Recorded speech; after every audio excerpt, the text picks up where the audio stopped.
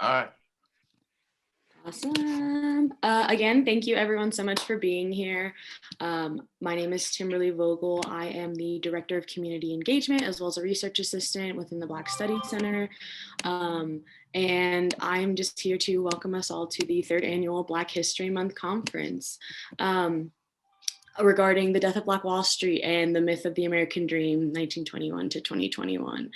And we have a whole host of extremely talented and educated speakers tonight. So before I let all of those people get started and introduce our next speaker, just to sort of put into a contemporary sense what we're talking about today and being able to relate it to something, I think it's extremely important to look at and analyze the causation and the generational impacts of something like the Tulsa race riots and the death of Black Wall Street in terms of not only race relations, but things of economic and educational mobility for Black communities that have for so long just been oppressed and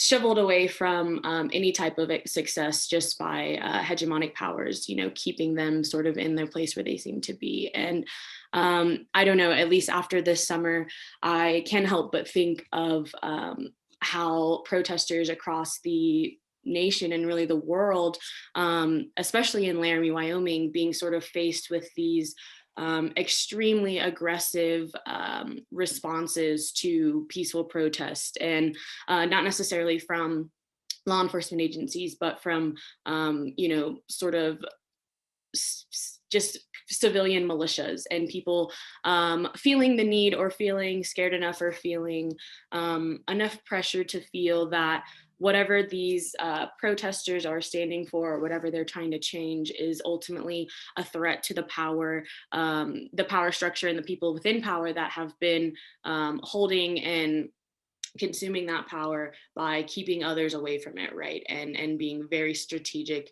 when shielding and creating opportunities for people, but also showing aggressive and lethal force against anything that seems to be a threat against sort of the status quo and how things are going. So although it was, 100 years ago in terms of the death of Black Wall Street and sort of seeing that flourishing community, I think a lot of the pushback and social anxiety and fear that was built up in response to Black Wall Street is still very alive today. And I think that that's most evident when we look at responses to the BLM marches and, far beyond the summer of 2020, obviously, like any BLM or sort of Black-led promotion that's out in the street and getting people's attention and maybe has the power to inflict change, if not bent by lethal force by law enforcement, then there's always this, state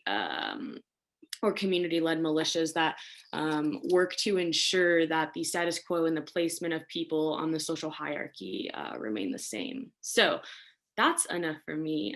Again, my name is Timberly Vogel. I'm the Director of Community Engagement, and I will be moderating the 3rd annual Black History Month conference. And so to start off this year's, I'd like to introduce Dr. Danny Dale, who is the Interim Dean of Arts and Sciences, with our opening remarks today.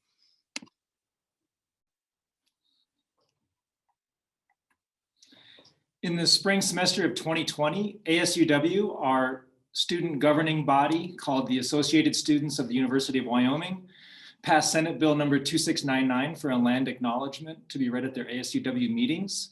It's an important tribute, and I'd like to start my remarks with this land acknowledgement.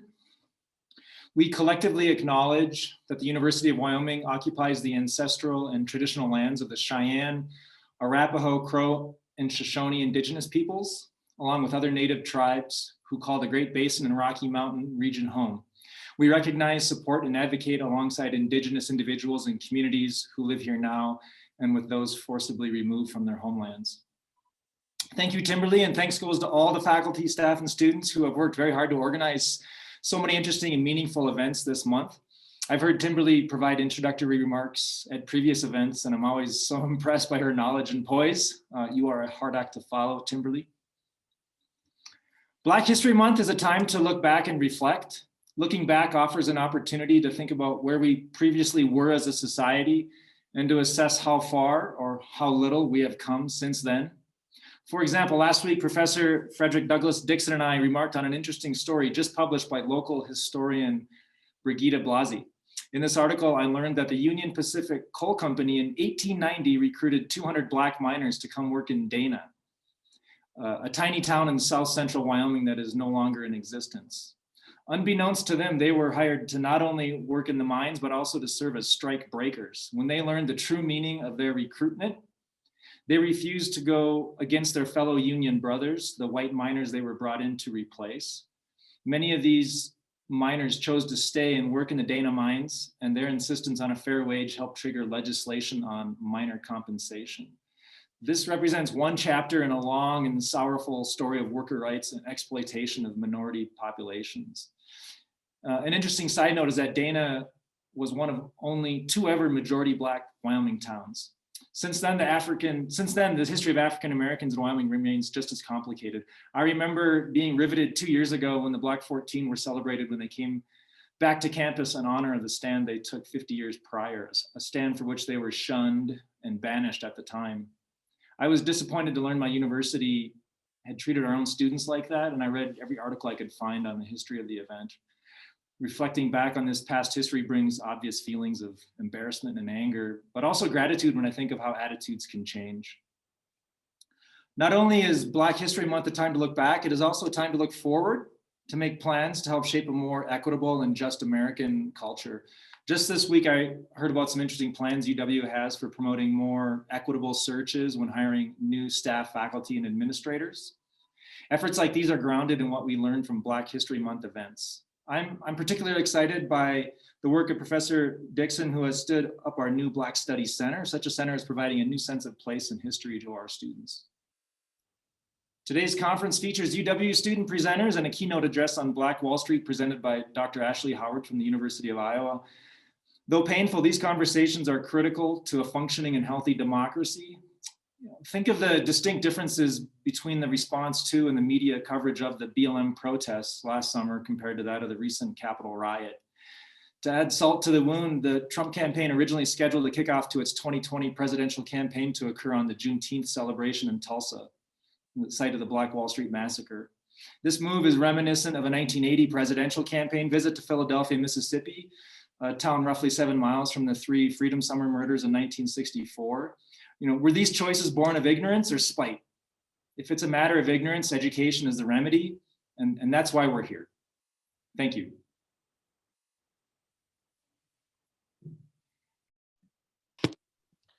Thank you, Dr. Dale, and thank you for the kind words. And again, thank you everyone for being here and tuning in.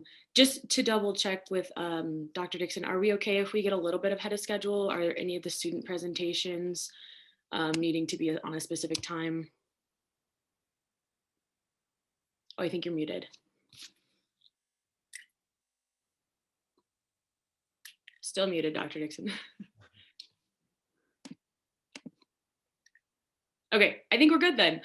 We'll just keep it rolling, and I'll introduce our next speaker, Dr. Ulrich Adelt, who is the Director of African American and Diaspora Studies.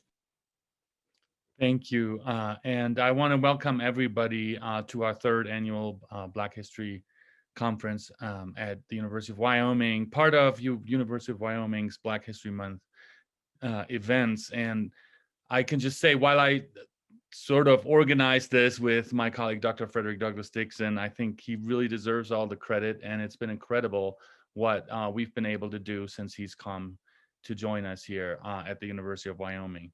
I'm here to represent African American and Diaspora Studies, which is a part of the School for Culture, Gender, and Social Justice, along with the programs in Gender and Women's Studies, Native American and Indigenous Studies, and Latino Studies. And I just wanted to at least remind people we do offer a major and a minor in the program. So for the students that might be interested in looking at that, feel free to get in touch with Dr. Dixon or me. And we do have this, we do offer degrees in our program. We are also working on a shared degree in the School for Culture, Gender, and Social Justice. So at some point, hopefully we will have a degree in social justice at the University of Wyoming. I wanted to say, so last year's Black History Month events still took place on campus in person. So this is the first time we're doing this entirely online. And hopefully by next year, we will be able to have it in person again. I really miss like some of what we've been able to do in terms of, usually we would have food and we would have more informal conversations going on. So we do miss that. One of the things that I vividly remember last year, one of the last events that really took place on campus, well, it was off campus, but part of university, part of the Black History Month celebration was a soul food dinner we had, and which was really well attended. And this is exactly the thing that is really hard to do online, kind of food and informal conversation. But we are doing what we can, and I'm really happy to see so many people here. And I think one of the advantages of this format is that people can tune in from other places, and I do believe we have quite a few people here who are not in Laramie. So that's we are thinking about in the future having events simultaneously on campus and online, so that we can accommodate everybody. So I wanted to also remind you of other events that are coming up, other Black History Month events. We have a film series that already started on Monday with a discussion on Birth of a Nation. So the film series is about cinematic realism and racist propaganda. We started with that film from 1915, February 15th, Before They Die, and then February 22nd, we will discuss Rosewood. Those are at 5:30 on those Mondays. This Monday, coming Monday, we have a panel on the miseducation of the Negro and Black Studies. On February 11th at 7 p.m., we have a panel on medical mistrust, vaccines, and the Black community. So as you can see, many of these topics are very timely and very current. February 18th, critical self-awareness and anti-racist leadership. February 23rd, A Tale of Two Towns, Black Homesteaders and the Myth of the American Dream, which connects to some of what Dean Dale was just talking about. And then, so Black people in Wyoming, and why are there so few, and what is the history? And then on February 25th, challenging police perspectives surrounding the controversy of defunding, a panel that does include our new African-American sheriff of Albany County, Aaron Applehans. So a lot of interesting events coming up. So, and I'll just keep it pretty short here, but all these events entail talking about contemporary Black Lives Matter politics in a historical context. So that's kind of what we're doing, is sort of add this sort of historical angle to it, since we're looking at 100 years of, in some ways, a history of attempts to dismantle Reconstruction. So the death of Black Wall Street and the Tulsa Massacre of 1921, these are sort of earlier attempts, but we can arguably, this has gone on throughout, the last 100 years in the United States, that the Reconstruction efforts to kind of establish civil rights for African Americans have been continuously and systematically sort of thwarted. So that's kind of one of the things that we're talking about. We're talking about in 1921, the brutal attacks on Black businesses and residents, mob violence with striking parallels, as people have already pointed out, at the film discussion of Birth of a Nation, striking parallels to the recent storming of the Capitol, a history of lynchings, white supremacy, racist propaganda, nationalism, but also Black resistance. We will go much more in depth with some of these topics with the student presentations that are coming up, and the keynote, which I'm really excited about, by University of Iowa's Dr. Ashley Howard. That's my alma mater to the University of Iowa. So I'm excited to, but I think she came in long after I was gone, so I have not met her in person, but I'm really happy that this is happening. So I'll just keep it at that, just a couple of remarks here, and I would like to turn it over now to my esteemed colleague, Dr. Fredrick Douglass Dixon, who will speak about the history of Black History Month. Thank you.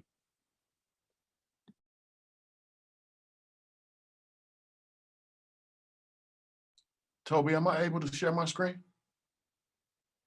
Yeah, you should be.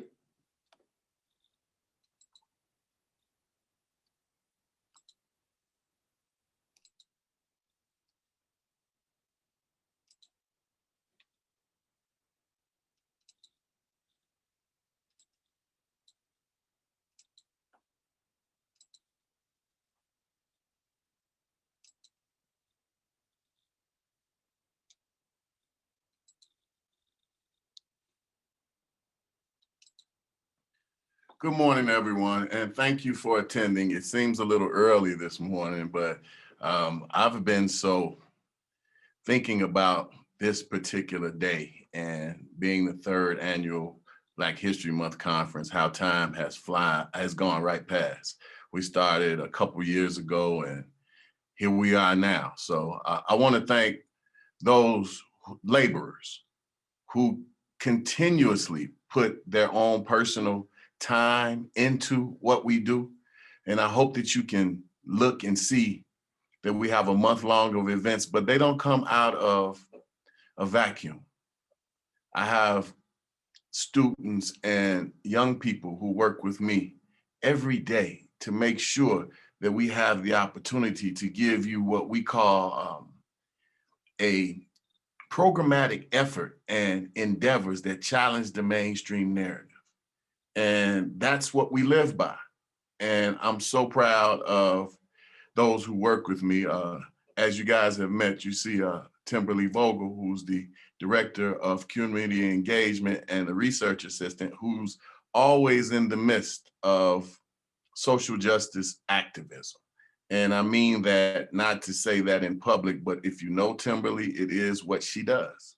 So I'm happy and more than just proud to see how she continues to move forward without hesitation, but a focus that is very different from that of many folks that I know who are twice her age, who are in the professional field, who would, for many different reasons, kind of eschew this kind of work, which she's drawn to.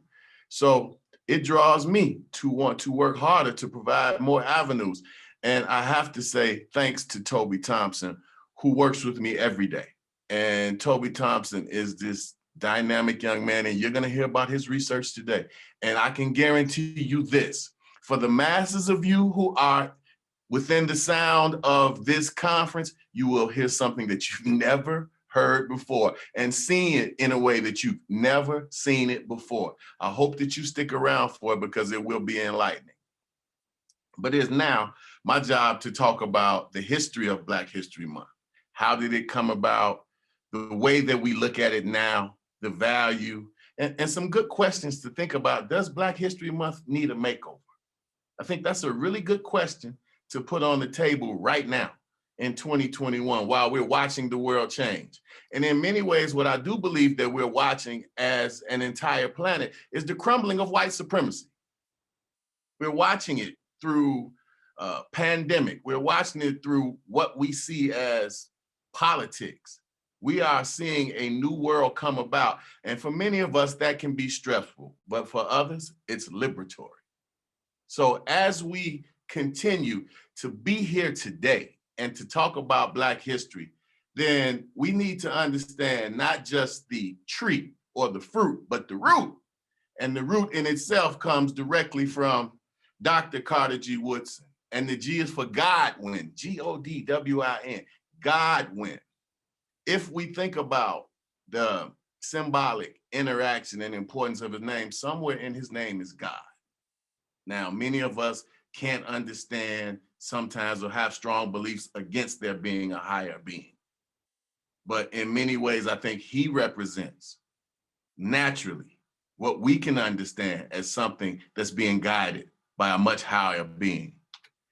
So when we look at Dr. Carter G. Woodson, Godwin, we look at him in two phases. We look at him as a younger man and more of an elder.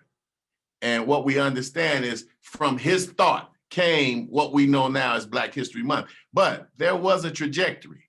We'll cover that trajectory, and then we'll see how that ties to today's society, and even more specifically, the University of Wyoming. So here's my overview page. Don't be scared, you all. I can get through this in a very expeditious manner. But I wanted you to be able to look at it in a way that you can understand that we really believe that it's important that you understand the backdrop, how Black History Month was fashioned and where we are today and how it plays a relevant role. Or going back to our overarching question, does it need a makeover? So as you see, we'll cover an assortment of different topics. But one of the things that we'll talk about is the importance of accurate history. So my methodological approach comes from the Black Scholar Activist model. If you haven't heard this, it was forwarded to me by Dr. Sundiata Chachua from the University of Illinois in Champaign-Urbana, but it really originally comes from Robert Christman. And Robert Christman was tied directly to Dr. Nathan Hare. And if you know anything about the Black Studies Center here at the University of Wyoming, we have a Dr. Nathan Hare Leadership Initiative. So we're tied to the greats by giving them their just due. And one way to think about this is Dr. Nathan Hare at 88 years old, he's on our advisory board here. So he's only one phone call away. Dr. Nathan Hare, as we know, 1969, credited with the very first Black Studies Center opening in San Francisco State. Of course, there's a backdrop to that. But to know that he's still active with us because we think it's important to follow his lead. And a couple of things that when we look at the fundamental goals, to be able to contribute my knowledge of African-American history, meaning world history. The way we look at politics is much more radical and much more up to date and contemporary than what we've known in the mainstream narrative. And we do inject the idea of the importance of social movement and social movement repertoires as we see the rise of Black Lives Matter right in front of us. And the most salient piece of the Black Scholar Activist model is to challenge the mainstream narrative. Now, it's not enough for a Black scholar to be a part of simply creating great analysis, simply creating great research, but you have to be active. And active means that you need to be in tune with those who you service. So as you see these young people that are around me. It is of upper importance that we understand the paradigm that sings the youngest is the most important. Theoretical perspectives. Two ways we're going to look at this. The white architects of Black education and the failure of the Negro intellectual. Both very problematic for the education, or what we'll talk about later as a miseducation of the Negro. So we're going to look at it through these lenses. And what we'll find is a critique that's not normally forwarded, even when we talk about Black History Month. So we're going to have a conversation that'll be very earnest. And it's very hard to find when we think about earnest conversations from Black scholars.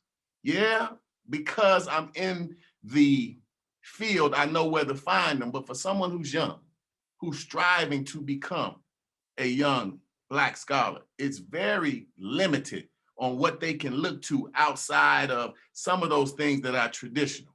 So we'll look at the failure of the Negro intellectual. We'll look at it in a balanced fashion. So Dr. Carter G. Woodson, here's his timeline. Everybody just take a minute to look at his timeline. You will see some amazing things. But one of the things that you see is the third line, finished high school at 22. Dr. Carter G. Woodson didn't start high school until he was 19 because he worked in the coal mines and in the fields of West Virginia. So we're not talking about an average man who has this, let's say, this traditional track of education. No, this is not who he is. This is what makes him so brilliant. This is what makes his story, particularly of you all who don't know his story, of upper importance. So he gets a bachelor's degree at Barrera College. But one thing, he goes back to the high school that he graduated from in less than 5 years and becomes the principal. That would seem unheard today, unheard of today. But this is the brilliance that we talk about. He gets a master's degree from the University of Chicago in 1908.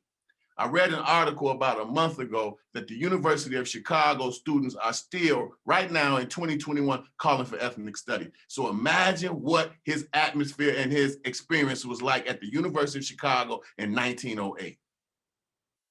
This places us in better position or positionality to understand Dr. Carter G. Woodson.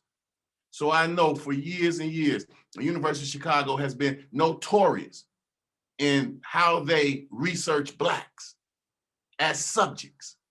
So imagine what that was in 1908. I want to go back to Dr. Nathan Hare. He graduated from the University of Chicago in 1955.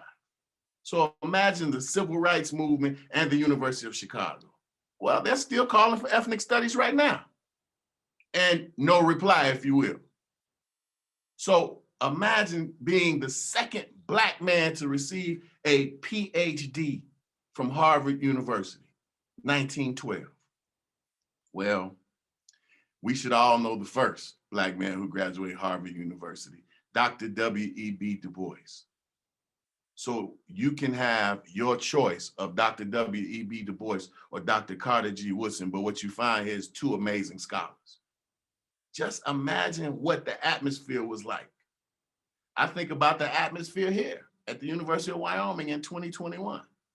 I think about the atmosphere in America, where we are continuing to see this, if you will, white backlash that is being caught on tape. That is so that we can, with modernity, go back and forth and analyze it and critique it. And I think it has more similarities to the early 1900s than it has differences. So he starts a major organization, the Association for the Study of African American Life and History in 1915, ASALH. And then what we know as Negro History Week in February 26. I want to slow down just a little bit and encourage all of you to take time to put questions in the chat box, put comments in the chat box, and do us a huge favor. By this being our third annual conference, we're looking for feedback on how we can get better. And in the chat box is a link for a very small, only 5 questions, very small survey. That will help us dearly. That's how you can be active and help us right now. So please feel free to put your comments and your questions in the chat box, but do us a quick favor and complete our survey. It will help us for the future. So the problem statement of Dr. Carter G. Woodson and the idea of Black History Month is in itself tied to what American history is not, what it cannot and refuses to produce and include. And if you look at it, it has been whitewashed. And we look at 2 of these presidents, number 1 and number 3, in inverted order. And what do we see? We see brilliant men. We see Thomas Jefferson and we see George Washington. Well, if you know anything about either 2 of these, they were very brilliant in their idea of cultivating land. They're very brilliant in their idea of their survey of land. But neither one worked real hard on that land or for that land. And what we find here is 2 slave owners that became extremely rich on the backs of Blacks, which lines up with what Dr. Carter G. Woodson is saying about Black History Month. What he's saying is there needs to be a different opinion injected into the mainstream narrative. So what he talks about American history being whitewashed. I remember my father explained to me when he talked about George Washington, he said, if you didn't know any better, you would feel that you didn't see a Black man fighting the revolution,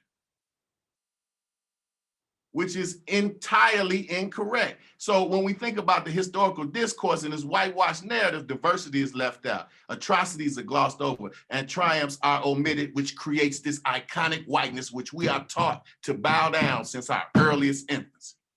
Now that's a Black man saying that. So some of you who have benefited greatly from this are as miseducated as other folks who have suffered greatly from this because it's inaccurate. And when we think about what Dr. Carter G. Woodson is doing, he's democratizing American history, which is still in need of some sanitization, of some clear understanding about what happened. So the origins of Black History Month. Let's just begin with 1924, a pretty solid place to start. Omega Psi Phi, which Dr. Carter G. Woodson was a member, which is one of the oldest and most popular Black Greek fraternities. Whoa, Black Greek. Pretty oxymoronic, huh? In many ways, it's oxymoronic. Somebody else can think about something that's oxymoronic. How about the term science fiction? It's pretty oxymoronic. A really tall midget, a third twin, honest politician. How about a good Christian slave owner? So the irony of what we begin to see here is that this starts with a group of Black men who have devoted themselves to activism, community activism. And it starts with, as we know, Dr. Carter G. Woodson, with the idea of being able to read and write about history and create your own narrative. So he comes up with what we call Negro History and Literature Week, but then renamed Negro Achievement Week. This is very important. It goes from just something functional to be able to talk about something that's theoretical and practical and gives this aim. It gives a trajectory to say, this is what we look for. And one of his quotes in 1925, we are going back to that beautiful history, and it is going to inspire us to greater achievements. That was his thought. As you begin to listen to some of his quotes, his idea was to inspire. And by 1926, he puts out a press release. It's already done in his mind. He understands it. Negro History Week. Understand the word Negro at this point was not a derogatory term compared to something that sounds very similar to it, which was used more times than not when describing and talking to a community of Blacks. So when we think about Negro History Week, February 1926, myths versus facts.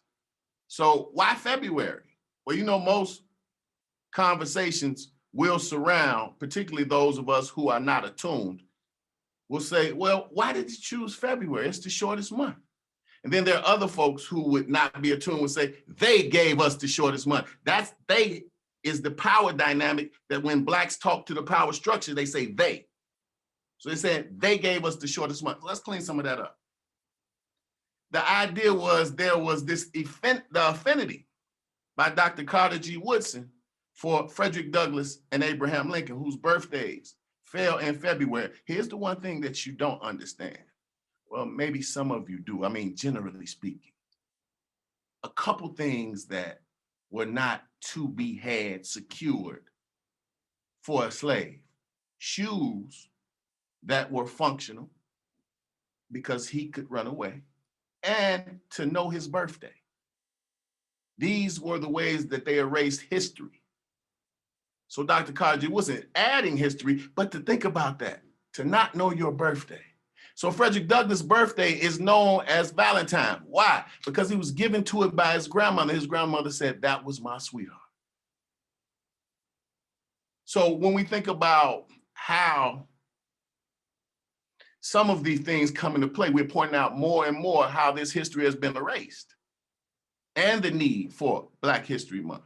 Well, what he wanted to do was to aim to reform what history was. And as you guys read that particular quote on the right, that was something directly from Dr. Carter G. Woodson. I'll give you just a small chance to read that, and we're gonna move right along.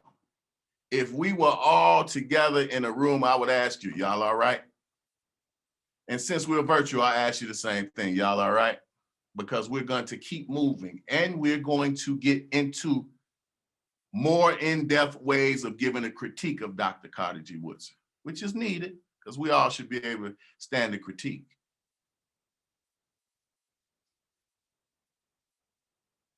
Myths versus facts. So when we think about generations, that's right around 20 years. When we think about social movements, can last many years, most don't. But when we think about how Black History Month went from Negro History Week to Black History Month, a couple ways we can look at it. As a scholar, academic, and a historian, second generation, I like to use events that we all have heard of. So when we think about the 1940s, the radicalization of the Black soldiers, World War II, the Double V campaign. If you're not familiar with the Double V campaign, victory over fascism in abroad and victory over Jim Crow at home. Something that you should look into. It was written by a cafeteria worker from, I think, Ohio. And he began to question if he should fight in World War II. So please mark that down as something you put on your reading list. It's short enough, you can get through it, but it's very important. But what it did, it radicalized many Blacks who went to war. particularly when we think about the experience that they had in World War II. They fought valiantly and not much record of their the way they fought in a very heroic sense. But that was known as the way that things were. When you think about some of the soldiers who stayed in Europe and married white women, and then those who came back to America, and because of their success and their radicalization, one way that white massive resistance dealt with them was to hang them in their uniforms. And then we think about the 50s, the advent and the advancement of the civil rights movement. Said, we will not be moved. This becomes part of the narrative because of Negro History Week.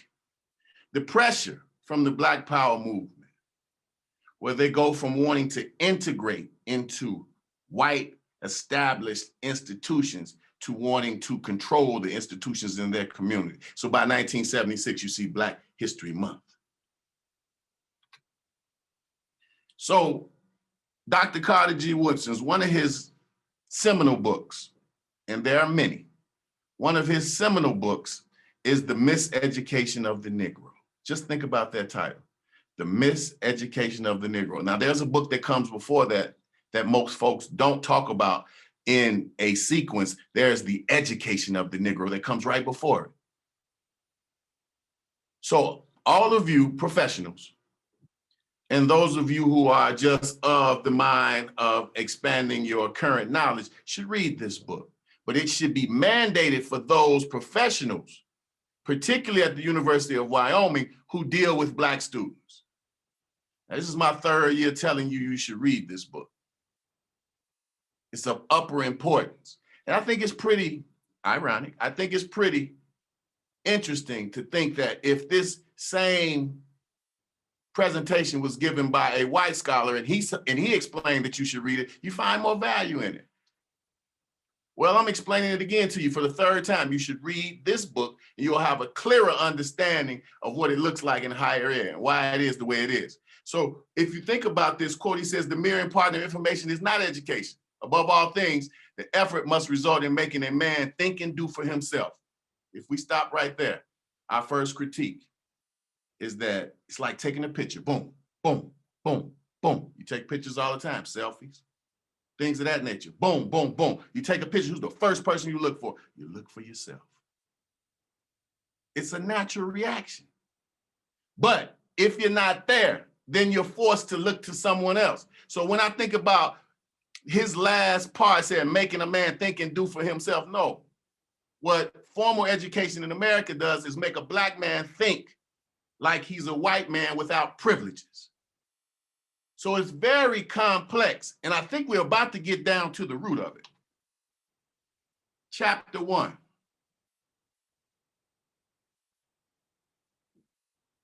Now, chapter 1, we know, sets the pace like the introduction. But this is chapter 1. This is the very first paragraph, and this is the opening sentence. The educated Negroes have an attitude of contempt towards their people because in their own and in their mixed schools, Negroes are taught to admire the Hebrew, the Latin, and the Teuton, that means Greek, and to despise the African. Well, all behaviors are learned. So how did we learn to despise ourselves? Brother Malcolm said, how did you learn to hate your own hair? How did you learn to hate your own skin? How did you learn to hate your own nose? It's a learned behavior. And I agree with this wholeheartedly, that when you find an educated Negro, and you might say Black man today, you might say African-American, and some of you all will use some words worse than that, on a regular basis to describe an educated Black man or Black woman. But when you think about what they've been through in formal education, they are very confused. And as McDonald's would say, ba, ba, ba, ba, ba, they're loving it because of the confusion. So when we see the idea of him laying this out in very clear terms, he said they're taught in their mixed schools to admire everyone but themselves, but they're taught to hate themselves. Chapter 2, Look at the title, How We Missed the Mark. The problem of holding the Negro down, therefore, is easily solved. If you can control a man's thinking, you don't have to worry about his action. When you determine what a man shall think, you do not have to concern yourself about what he will do. And then he talks about, he goes on in this particular part of the book and talks about if there isn't a backdoor cut, he will cut one for himself. Speaking of the black man, because his education makes it necessary. Now, this is Dr. Carter G. Woodson. So his understanding of Black history is not from a milquetoast point of view. It's from a strong point of view. It's not from one of privilege, but it is of one of service. Because if I got this right, and I think Dr. J is on the line here, he eventually regimented himself to celibacy, and he was never married because of this work that he wanted to do. Put that in the chat box for me, Dr. J, if I got that right. But to understand this, how we missed the mark, he's talking about what education did not do, what it couldn't afford, what it refused to do. Chapter 3, how we drifted away from the truth. Well, I was always taught that you may not always find truth in beauty, but you will always find beauty in truth. So think about what he's saying here. Those who have no record of what their forebears have accomplished lose the inspiration which comes from the teaching of biography and history. He's talking about Black folks who were a part of, directly and indirectly, the vestiges of the transatlantic slave trade. Well, let's think about that really quickly. The original man. Who is the original man? The most honorable Elijah Muhammad said the original man is the Black man, the Asiatic Black man, the cream of the earth. So those of us with the longest history right now have been chopped down to the shortest history. Our history begins, which is a curse, with slavery. So if you think about that, if your history begins with slavery, then everything after that is an advancement. So when he talks about the idea of teaching history, well, we take it very seriously because it is a power dynamic. And it's almost like war. Going back to the example, if you take a picture and you don't find yourself, then that's not by coincidence or happenstance, that's by design. So education under outside control, the Negro will never be able to show all of his originality as long as his efforts are directly from without by those who socially proscribe him, set the pace, set the cauldron, set the parameters.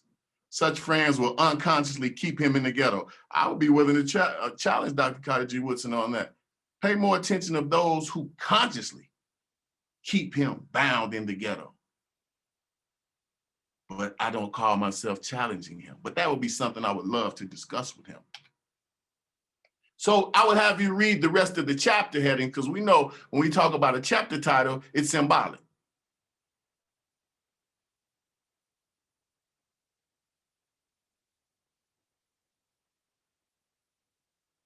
And I am quickly going to wrap this up.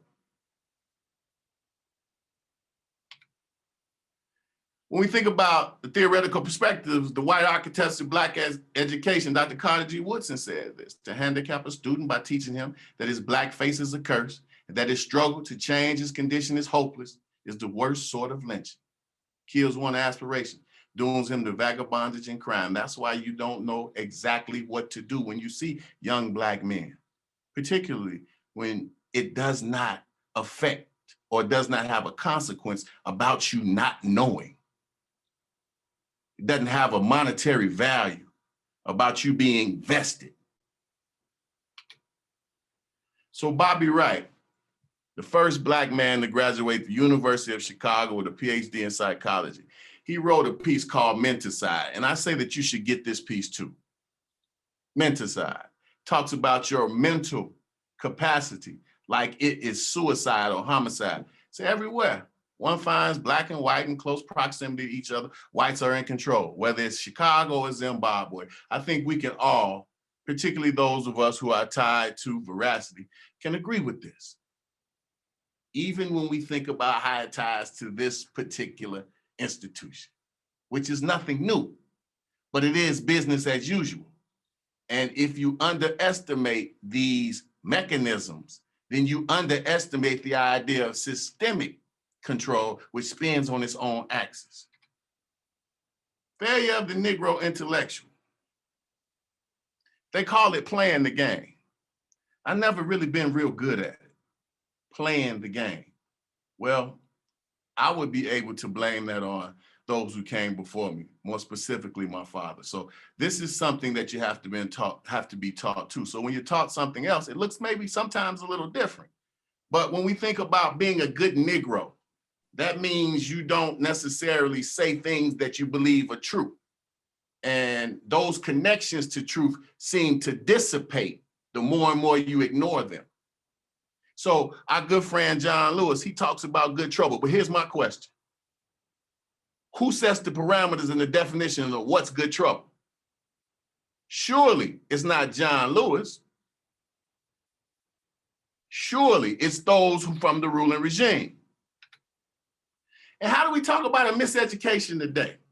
Well, a lot of people think about Dr. King in all the wrong ways. They think about Dr. King as a dreamer. Well, how does it tie to this campus? Well, there is a huge yearly tradition that's called MLKDOD that talks about Martin Luther King and the Days of Dialogue. Very well funded. I've been here 3 years. They have yet to mention Dr. King's name. So it ties to the powers that be, particularly in a sense about what will be taught, how it would be taught, how it will be forwarded, and who will do the teaching and the forwarding of that information. So when we think about Dr. King and his I Have a Dream speech, most of it is surrounded around him being a dreamer. But why don't you look at these two quotes that folks never want to talk about when it comes to the I Have a Dream speech? So when I think about Dr. King, I know of his ever-evolving radical nature, but MLK-DOD does not want to talk about it that way. In fact, they'd rather you continue to think of Dr. King as a dreamer, as if he was put to sleep. Well, yeah, there's been at least more than one assassination with Dr. King. His physical assassination, which was the most important, his legacy assassination, and his character assassination. And now you got Dr. King on the stamp. So how do we bring this to this young population who is now demanding to hear things that we have kept from them for years? Well, let's think about how it ties here to the university more so. There is a young man, a white young man who's over Black Lives Matter. We talked about irony. There's also what we call racism without racists. Because if we polled, not one person on this particular call, for this conference is a racist, but racism exists. Isn't that very interesting? So you think about who controls the narrative, who controls the purse strings, who controls who's gonna get what at one time. And then I think about it, and I think a term that's more than apropos is that, like Dr. King did in his letter to a Birmingham jail, he gave a critical critique of white liberalism as being problematic. And I agree. White liberalism has been problematic for years. So now to the day that we see the problematic nature of white liberalism as it permeates, festers, multiplies, concretizes what we know as formal education, let's think specifically of higher education, then I think it's more than apropos to give that group a term. They are social justice racists because they are popular and they have the purse straps, but they're what we call forward thinking and all in their lives except race and giving up power to those who look different than them. So the social justice racists that I know have complete control, particularly here on this campus, over the narrative that you get about Dr. Martin Luther King, unless you walk into a history class. And 9 times out of 10, you can find it there, because that's where it festers and multiplies. So if we think about this in a very critical manner, and I'm giving a scathing critique on a day during a month where we should be able to have these conversations, since it's regulated to a month, since it's regulated to a conference, well, I'm gonna give it to you straight. We are watching the end of white supremacy, because the time and what must be done in this campus is in need, as we asked earlier, about looking at these particular issues outside of forming committees, outside of how the money flows left and right, but look in the mirror, because there's not much social pressure. But I saw some of my young folks put a lot of social pressure up this summer, and I saw the backdrop, I saw the kickback. So when I think about the idea of Dr. Martin Luther King and what he means to Black people, there would be no other race on the planet that would allow for this to happen. Well, you got to think about how long it took, at least 500 years to make a Negro. Won't go away this weekend because the Super Bowl is on. So when we think about this in a very straightforward manner, the relationship now with Dr. King in history, particularly from those white, liberal, or what I call social justice racists, is the same relationship like that between a pimp and a prostitute. So to think about one of our greatest heroes and where he lands now, and the reason I use it because it's on this campus. And eventually somebody's going to say, well, what he said was divisive. Well, I say you go back to the truth of the matter of what I said. You might not like the way I said it, but then that goes back to white privilege as well. Done. So I'm going to wrap up here because it seems like we're getting bombed. Here we go. Makes sense when it gets serious. See, that's privilege. You want to intervene, stop what he's saying. And as Malcolm said, failure of the Negro intellectual. Only a fool allows their enemy to educate their children. I thank you all for this small time that we had here to try to set the pace that you understand what the history of Black History Month is all about. So maybe you can go back to the drawing board with a different kind of mindset about how you feel for the rest of our events. So I thank you all very much. Please continue to put your questions and your comments in the chat. Thank you all dearly.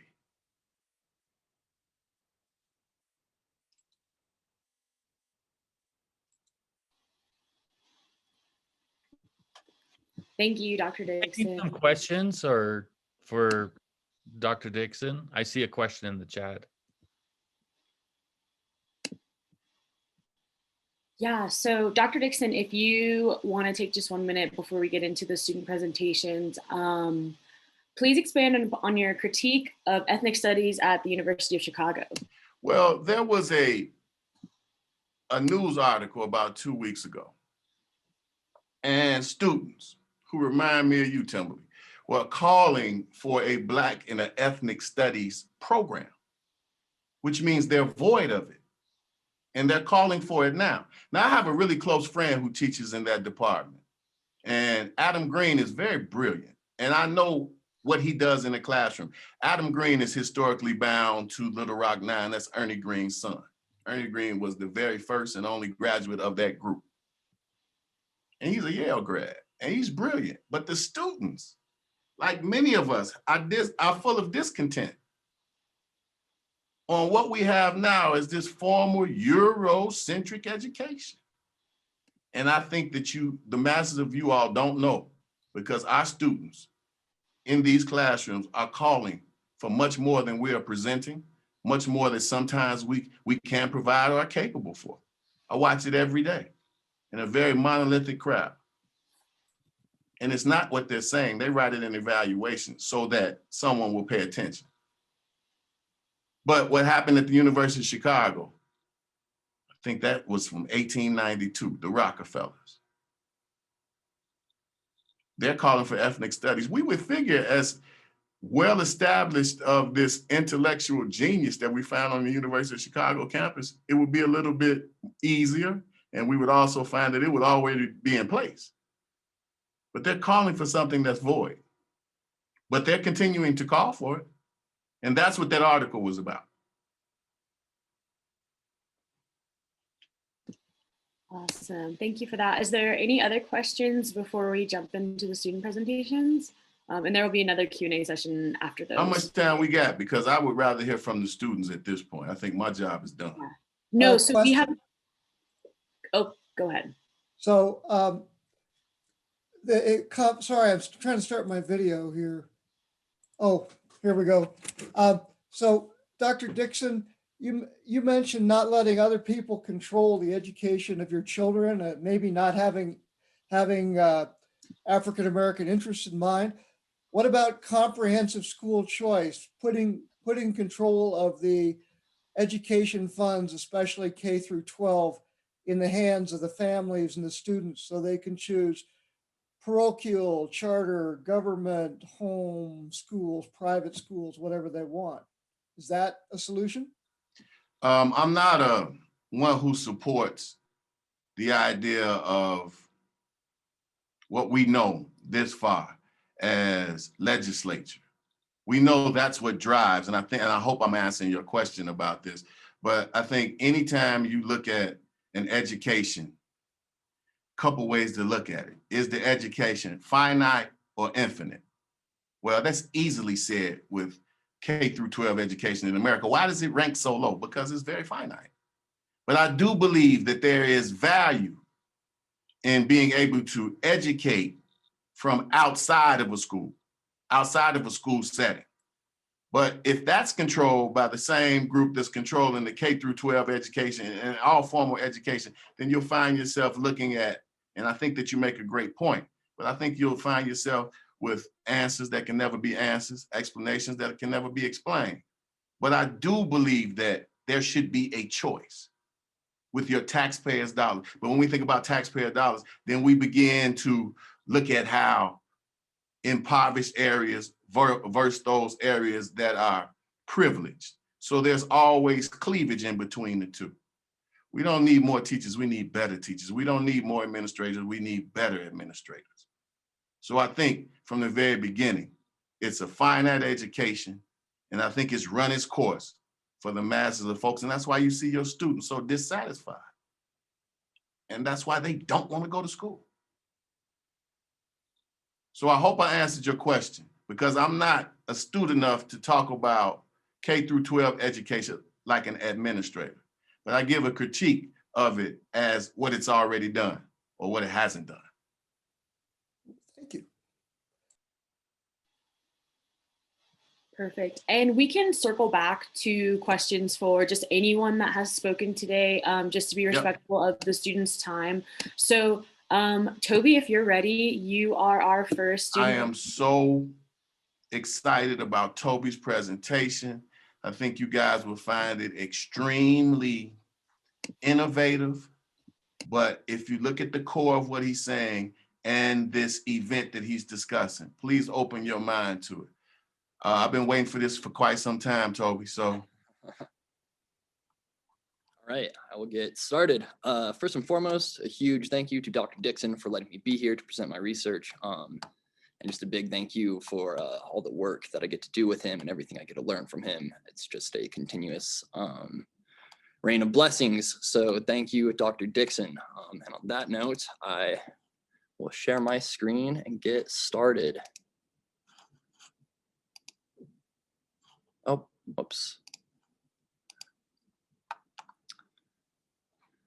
All right, so basically I wrote a nonfiction comic book on the start of the Haitian Revolution. And my name is Toby Thompson, for anyone who didn't catch it.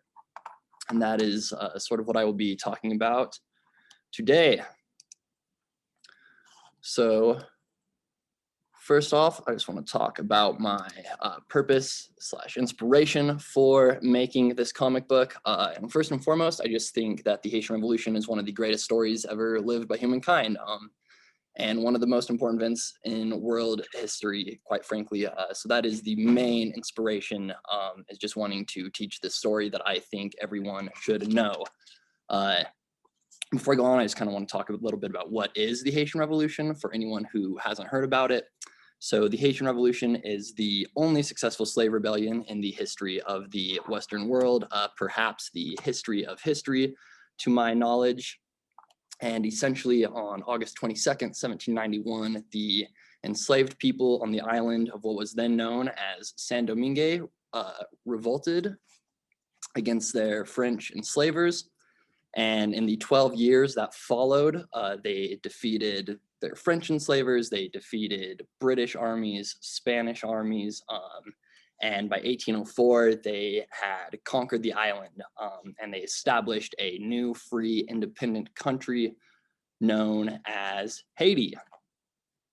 So another reason I felt so compelled to teach this story is because among historical events of such magnitude, the Haitian Revolution is not well known. So most people have at least heard of like the French Revolution or the Bolshevik Revolution. But when I came to talk to people about the Haitian Revolution, almost nobody I mentioned it to had ever heard about it. And that sucks, quite frankly.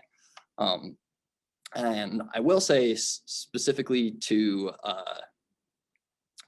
the relevance to American history, these former enslaved people actually defeated Napoleon's army when they took over this island.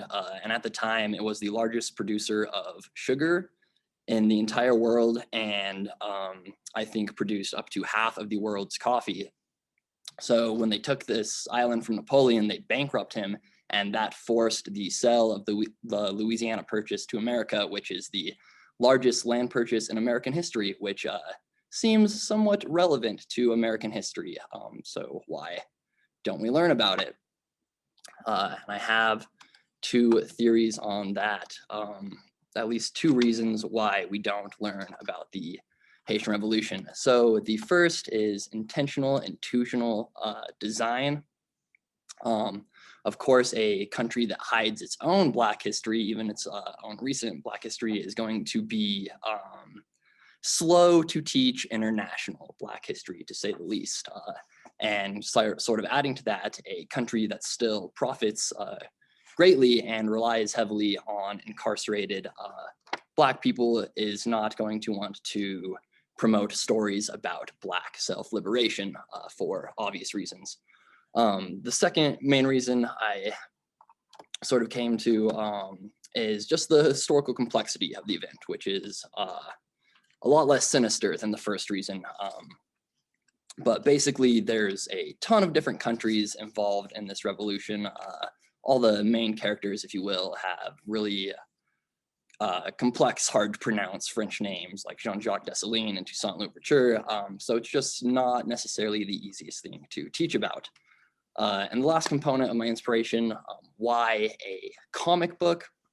And I actually drew inspiration from a graphic novel written and illustrated by Kyle Baker called Nat Turner, which covers the Nat Turner slave rebellion. And it's actually the only book I read in my entire English degree that drove me to tears. So I thought here's a powerful way to teach complex, difficult ideas. All right. So the process, before I get on to the more intellectual side of the presentation, I first learned about the Haitian Revolution as a junior in college from The Black Jacobins by C.L.R. James, and again got the idea to teach it as a comic from Kyle Baker's Nat Turner. After I decided that a comic would be the best way to teach this information, the next step was researching and construction of a timeline of key events. So that included rereading and abstracting The Black Jacobins, watching various documentaries, reading other books, reading other online sources to sort of fill in holes. And after I kind of knew which events I wanted to depict, I wrote the dialogue and scenes as if it were a play. Following the dialogue and scenes, I storyboarded, and that literally consisted of like drawing rough panels and stick figures, just kind of figuring out where everything would be. And then after the storyboard was in place, that was when the real work began, and that was actually drawing the comic. And once I had finished drawing it, I formatted it all for a book that was capable of being printed and distributed online. And when I'm done with this presentation, I will actually drop a link to the comic online where everyone can read it for free if they would like. All right, for my theoretical framework, my work on this comic is rooted in post-colonial literary theory, even though my idea with this comic was kind of how to teach this information. The reason I'm not working with a pedagogical theory is because my background is English. So I'm more familiar with literary theory. And one particular post-colonial critic that influences my work and thought is Toby Tiango, and he says of the British colonization of Barbados, the very educational system deliberately aims at buttressing the attitude of acceptance. The schools celebrate Empire Day, the King's birthday. The colonized sing the British national anthem and embrace the English heritage as their own. And this just kind of speaks to what Dr. Dixon was talking about with the whitewashing of history. Another critic I draw from is Alistair Pettinger, who argues that it's impossible not to notice the absence of Black people in what mainstream culture purports to be realistic scenes, and that such exclusion helps colonizers promote the idea that the colonized are peoples without history of their own. So I see my comic as a tool to challenge mainstream white-centered cultural narratives popularized by the education system and media. And I also see it as sort of a guide towards heroes and a rich history that is purposefully concealed by these colonial institutions. For the rest of the presentation, I'll kind of talk about a few of the pages. So the first thing I want to talk about is my decision to draw in black and white. And the reason I chose these 2 pages for this slide is because these would be some cool pages in color. Haiti has some incredible plant life and animal life. I had to draw a lot of scenes with fire, so I could have had a lot of cool greens and reds. And it'd been cool to do it in color, but there's a specific reason, well, a couple reasons I didn't do that. So the first is just sort of following in the traditions of other books that have sort of done things like this. So again, Nat Turner by Kyle Baker is in black and white. The Harlem Hellfighters by Max Brooks and Kanan White, also black and white. And March, which is actually an autobiographical graphic novel, a series of graphic novels by John Lewis, all drawn in black and white. So I was kind of just trying to follow in the extant literary tradition.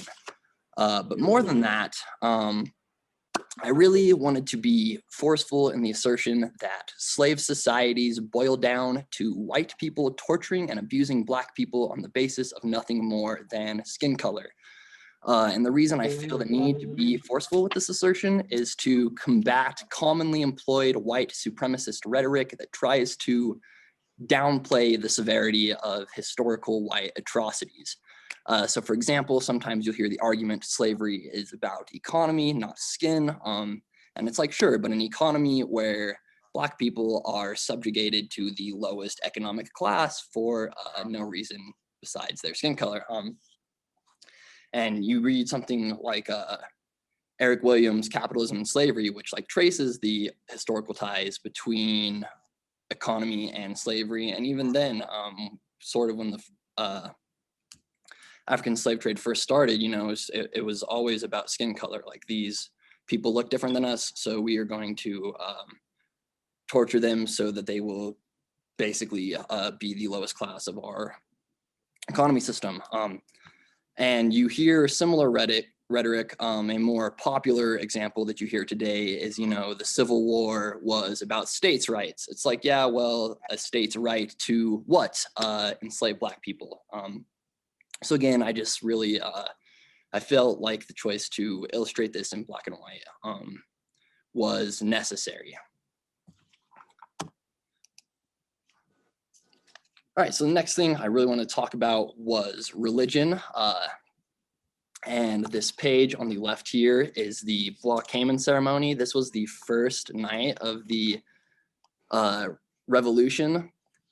The enslaved people gathered in an alligator swamp and all celebrated a Vodun ritual together before they set about destroying the plantations.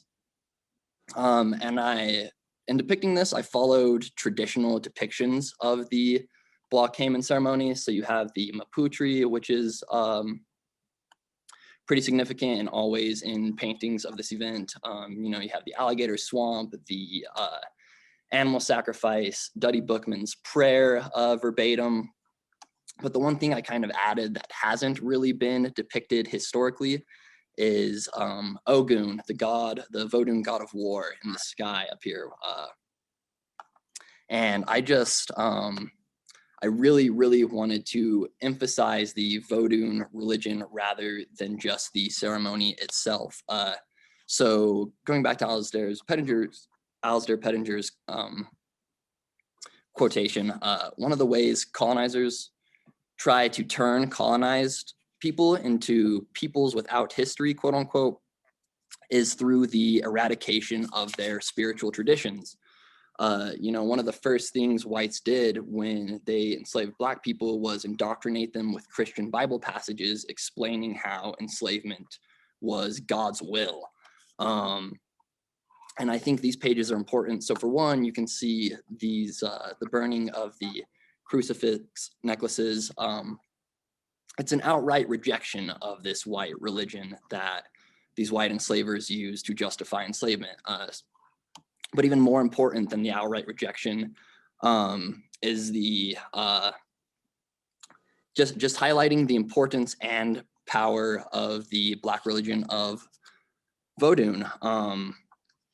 It's probably the oldest religion that is still practiced in the world today, and just has an incredibly rich mythology and history.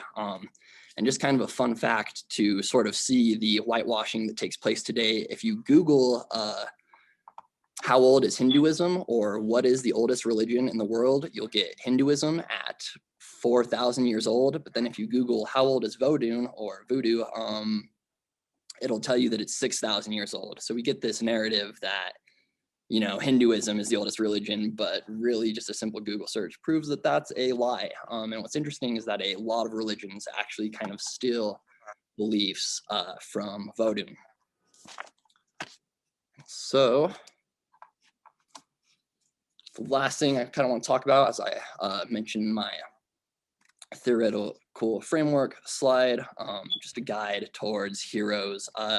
So I chose to highlight Duddy Bookman in particular. He's the main character, the protagonist of my book, and he's sort of the first central figure that kind of started the revolution and, you know, organized amongst plantations, kind of set up the Block-Kamen ceremony. And the reason I wanted to focus on Duddy is because he's lesser well known even among like Haitian Revolution scholarship. So when you read about the Haitian Revolution, you see a lot about Toussaint Louverture, which is cool, but Toussaint Louverture kind of ends up being a traitor and betraying his Black brothers and sisters in a pretty horrible way later on in the war.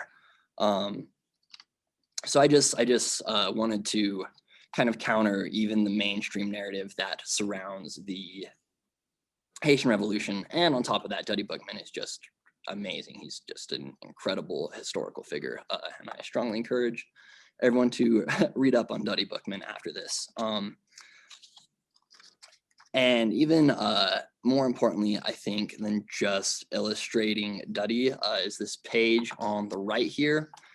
So he has a conversation with one of his subordinates before sort of their last battle. And, you know, he says, "The voice of liberty speaks in all of our hearts. When I die, there'll be 1,000 leaders to take my place." And I think this is one of the most crucial aspects of the Haitian Revolution. So the former enslaved people, their leaders were constantly betraying them, constantly stabbing them in the back. and it just didn't matter because every single one of these people were ready to fight and die for their freedom, and really just nothing can stop them, not even their leaders betraying them. And I just really wanted to get across the idea that every single person in the Haitian Revolution and the Haitian army was a hero. And I just really wanted to get across the idea that every individual that took place in this revolution was just, they're just some of the bravest, most heroic people of all time.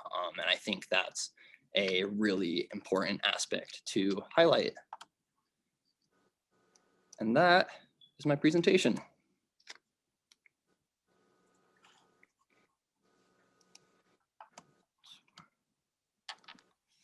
Awesome. Thank you, Toby. That was an amazing presentation and some really cool graphics.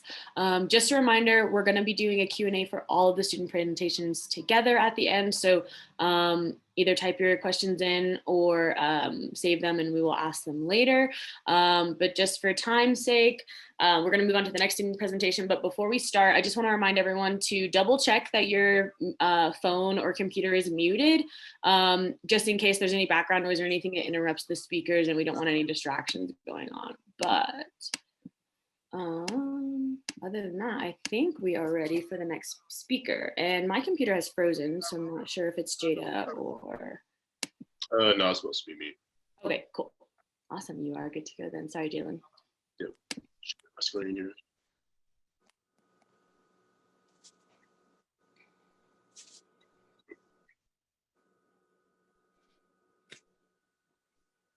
Okay, you guys see that fine? Yes. Okay. So the title of my presentation is Righteous Motives versus Divisive Intentions. Ali and Kaepernick stand against America, for America. And as you mentioned, my name is Jaylen Pate. I'm a sophomore here currently at the university.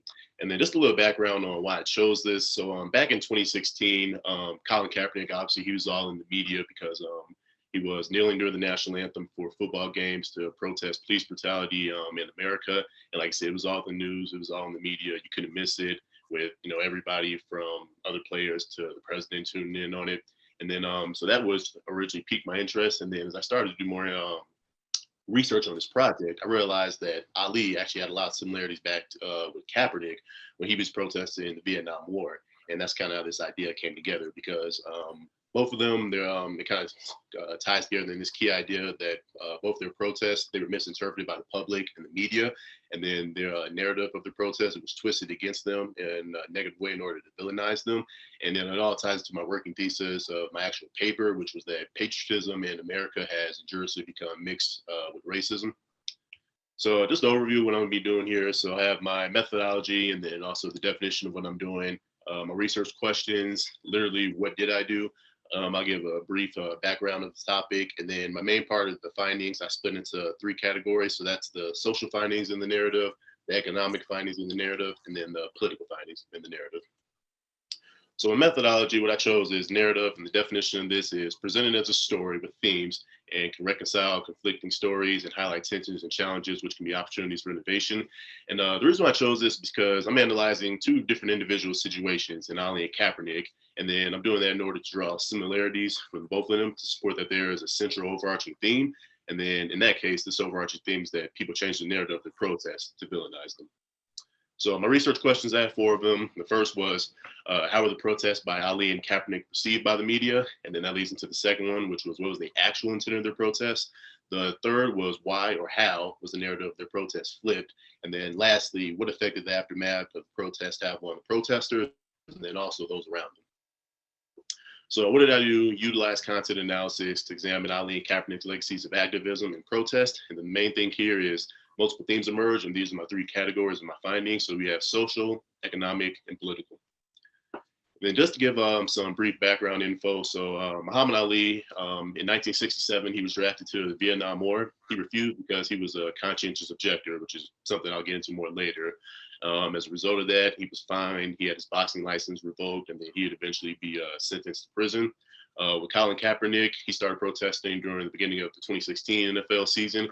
He stated that he was protesting police brutality against African Americans and then also other minorities, such as Laquan McDonald, Mike Brown. And then the important part that I really want you guys to pay attention here is the quotes, because as I mentioned, the narrative of their protests was flipped against them even when they stated their intent. So it's important. So Muhammad Ali, he said, "I got nothing against no Viet Cong, no Vietnamese that were calling me an N-word." And then Colin Kaepernick, he said that I'm not going to stand up to show pride in the flag for a country that oppresses Black people and people of color.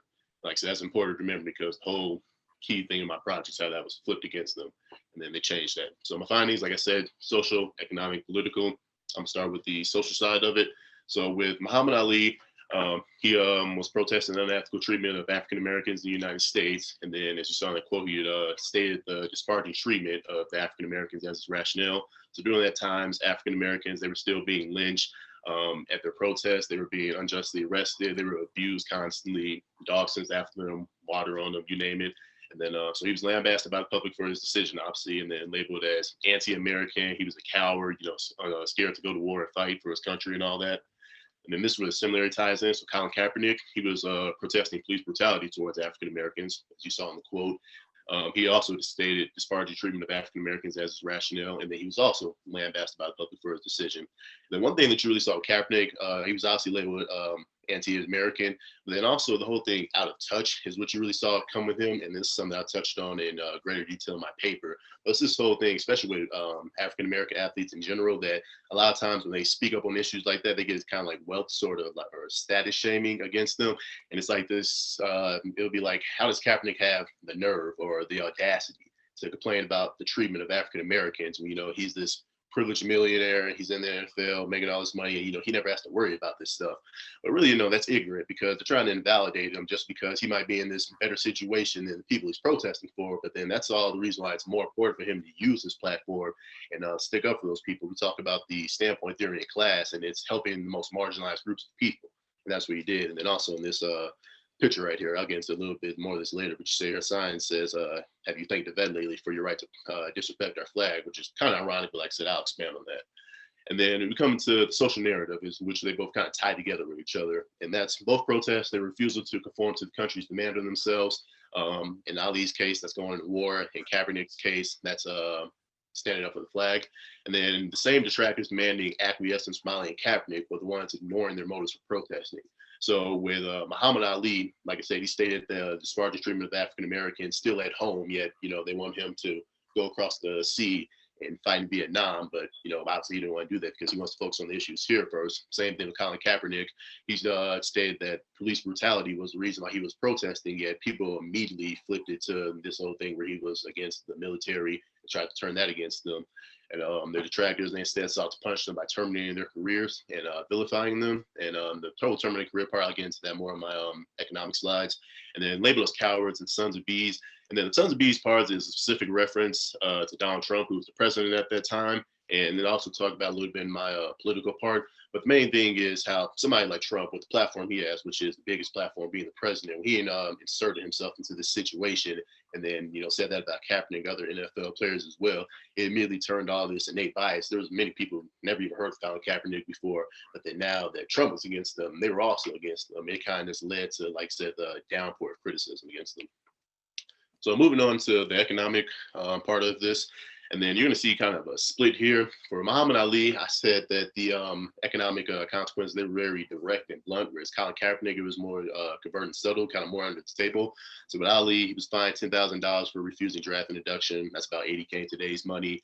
He had his boxing license was suspended. Boxing obviously was his occupation. It's how he made his money, so they took away his livelihood. He also had his belts revoked, and then he would eventually be sentenced to 5 years in prison. Colin Kaepernick, again, it was kind of more covert. So he was blackballed by the National Football League. I said he was given zero consideration while players and much less prestige continue to receive jobs. And what this was, it was a few years before, but Colin Kaepernick, he had previously led his team to a Super Bowl. He owns numerous postseason records, things of that nature. But you have these guys with none of that, and they were getting opportunities, but he wasn't. And then I also have one here. The opportunity he finally received was mandated to him in unfair terms. So that was in last year, 2020. he had this tryout. I said it was unfair terms because one thing, NFL, they wouldn't let him record it himself.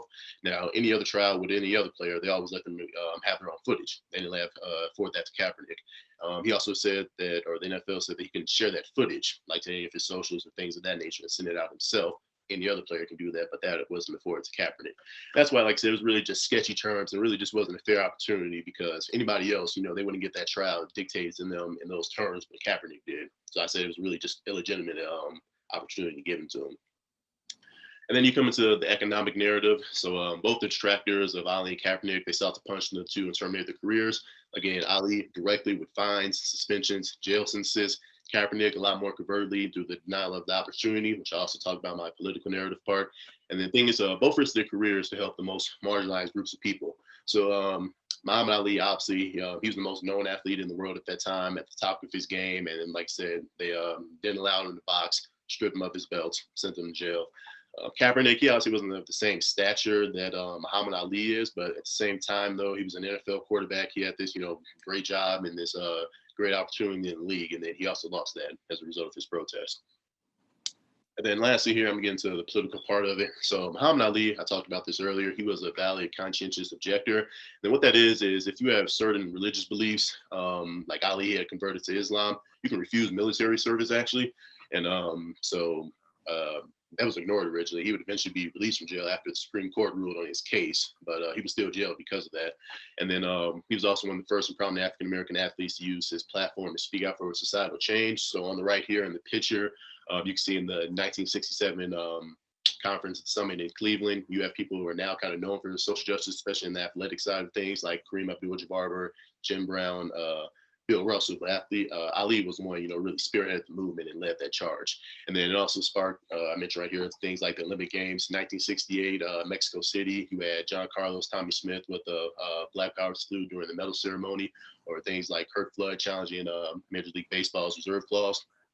Colin Kaepernick, on the other hand, I mentioned this earlier, so the military being used to try to vilify him. And the thing is, because the military is you can argue the merits of seen as a very pure organization in the sense that any attacks on it is seem very negative on the person who does it. So people try to use that against him. And like I said, even though Kaepernick stated that his reason for protesting all along was police brutality and never once mentioned the military, people try to say that he's disrespecting our troops and stuff of that nature. And kind of like I said in that lady's sign earlier, it's kind of ironic because really the military fights for these rights for us to be able to protest peacefully. Like Colin Kaepernick, he wasn't doing anything violent. He was kneeling on the field, but that he was still lambasted. Things like he was labeled the face of the new civil rights movement, which is significant. It's kind of sad that there has to still be a new civil rights movement, but for them to have that, it kind of just speaks to what he was doing. Then also considered to be the modern day Muhammad Ali, with the risk and commitment to the issue. As I mentioned, obviously, Colin Kaepernick wasn't of the same stature that Muhammad Ali was. But the thing is, though, as far as risk goes, like I said, Ali, he would eventually be able to revitalize his career after getting out of jail and things of that nature and get his belts back. But Kaepernick, on the other hand, not quite. Theoretically, you can say that his story's still being written, but for all intents and purposes, it's most likely over. So kind of just seeing that through to the end with him.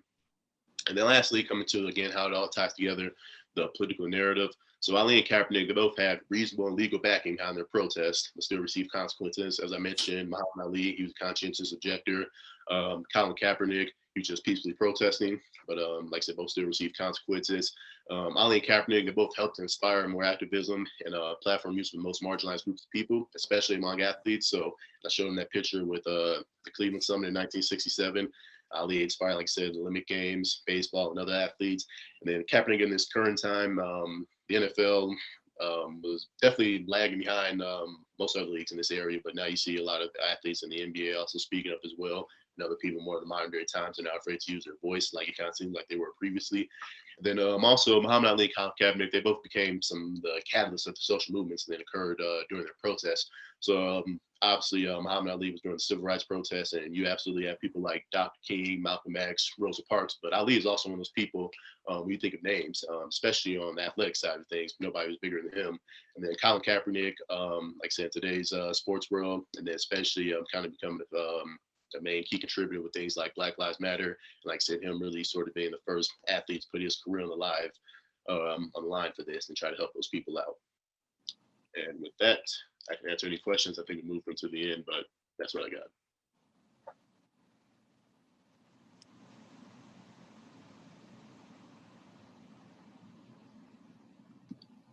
Awesome. Thank you so much, Jaylen. Again, do think of plenty of questions, but we're going to let the last speaker go through and then get to our keynote, and then we'll circle back to questions.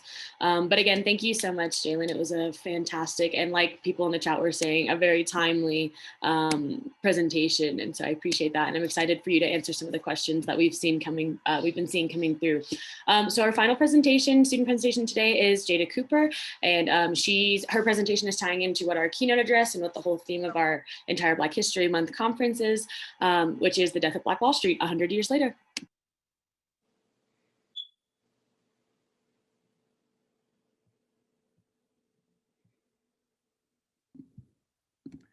Okay, hi, I'm Jaida Cooper. I am majoring in journalism and communications with minors in African American studies and Native American studies because I am Afro-Indigenous, and I found it very important that I found out like my true background and where I came from and learn my history, because I didn't have that opportunity while I was growing up. So I chose the death of Black Wall Street because it was the one topic that I knew briefly about, but never really in depth. Okay, so today I'm going to talk about kind of like a background information on like things that lead up to Black Wall Street and yeah, basically. So Birth of a Nation, like mentioned before, is a propaganda movie or that white people kind of use to justify what they were doing to Black people. So Birth of a Nation has at least two ways or two components of value. One being that this film was the first 12-reel film in the United States. It created this cinematic value or cinematic realism where people who watched the film started to believe what was being said. It changes the landscape of movies and how movies impact people. The second component was the social value. This film, in a way, united whites from the North and South. It allowed for the problem of the politics to be blamed on free Blacks. Another thing it does is sparks a wave of white racism and violent racism. It also sparks the second wave of the KKK. So the nadir of the American lynching movement just basically translate into the worst part of the lynching movement. During this time, racism in the country was worse than in any other period in the nation's history. Lynching was an everyday part of life, like modern technology and social media. So during this time, it kind of occurred towards the end of the Reconstruction in 1877, and it goes into the early 20th century. So even in 2019, there was like 2 Black men that got lynched in California, and you would never expect that to happen in 2019. So the Red Summer of 1919 was basically a white massive resistance. So they called it the Red Summer due to the massive bloodshed and massacre of Black people. These killings were happening in patterns and were not isolated events. So the Red Summer was the late winter, spring, summer, and early autumn of 1919, and it marked by hundreds of deaths and number of casualties across the United States as the result of anti-Black white supremacist terrorist attacks that occurred in more than 36 cities in one rural county. So that kind of ending, just like the ending of what I just said, ties into how it was in patterns and it wasn't isolated.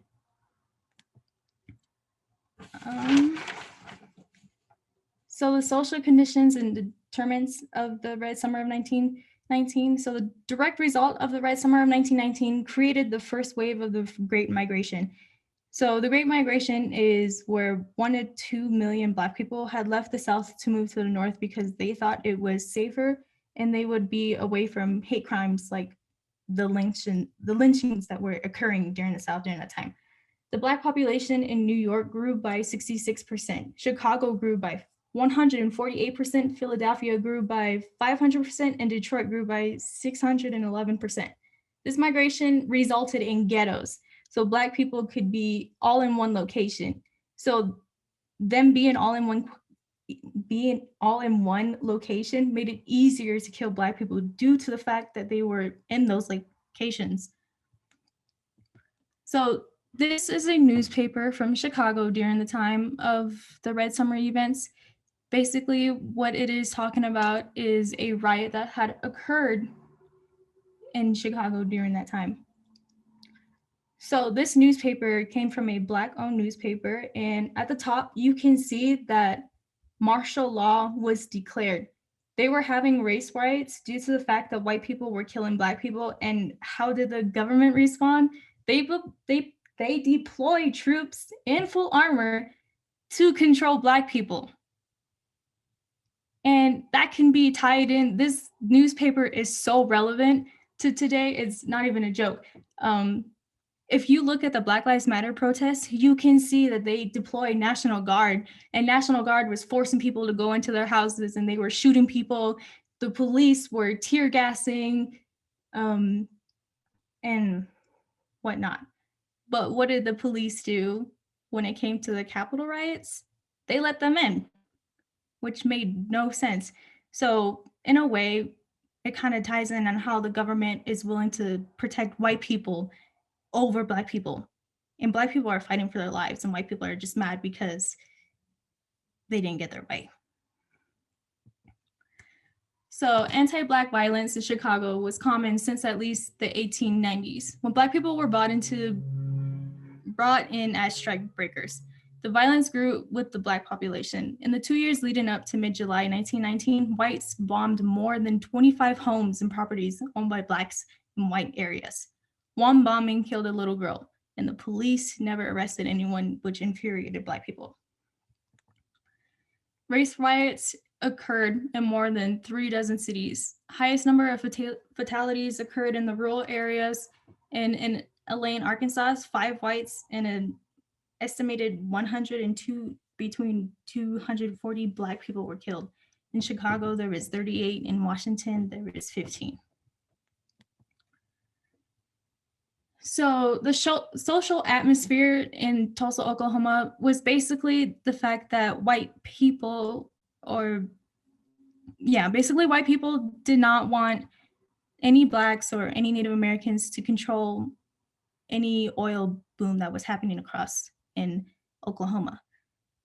Wall Street was located on Greenwood Avenue, and that was basically the whole entire block that they had control over.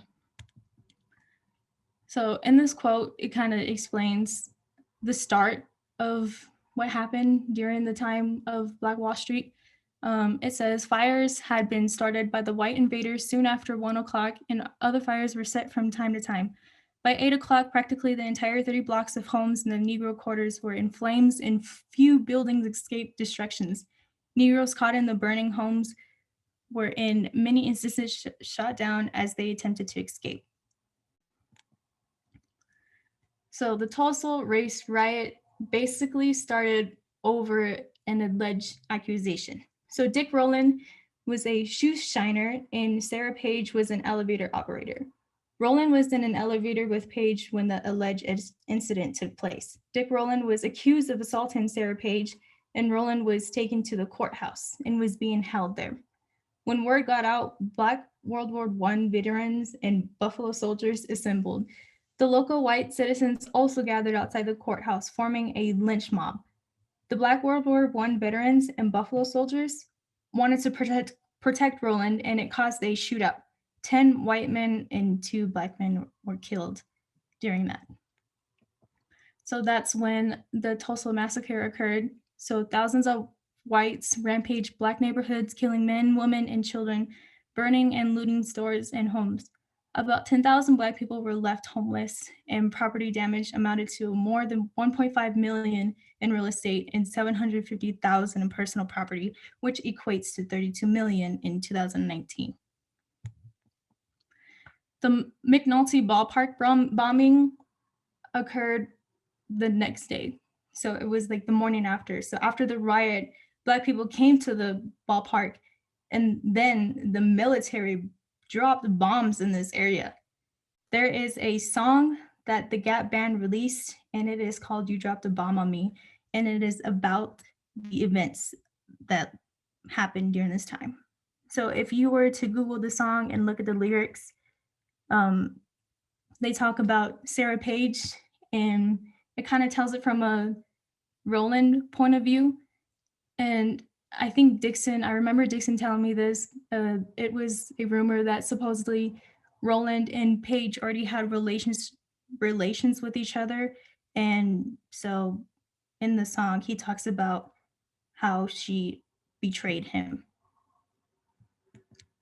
So in my findings for my social implications, you can see that there is a protection of white women from Black men, which is kind of ironic because today what I see in my point of view is white women fetishizing Black men. It also erased events from historical context because not many people know Black Wall Street into depth as it is, and it just has a lot of unjust death. Wise, there is a loss of thousands of homes, several hundreds of business and economic generational capital.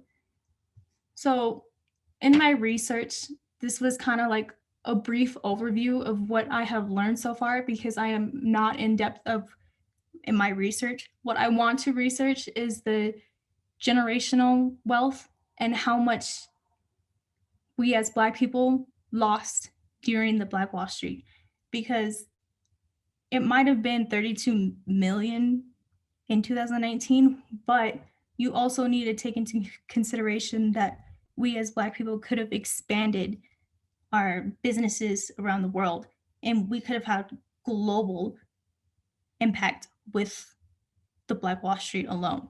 But because it was burned down, we have no idea of knowing how much we actually lost. So what's at stake is basically examining the most violent massacre critically in a more depth situation. Systematic erasing of events that compromise Americans' mainstream historical narrative, and it expands the lens of inquiry by highlighting the importance of exploring the economics component of the American lynching movement. That's it.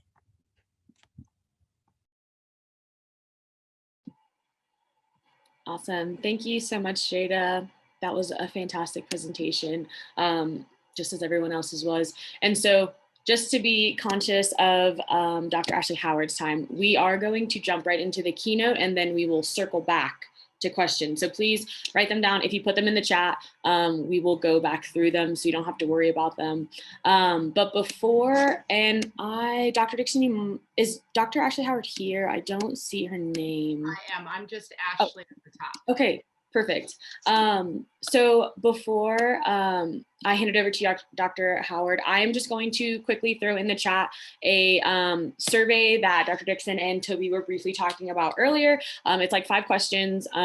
Obviously, don't do it while the rest of the people are talking, but just so you have the link, we would really appreciate just your input on how this Black History Month conference has gone and how we can improve.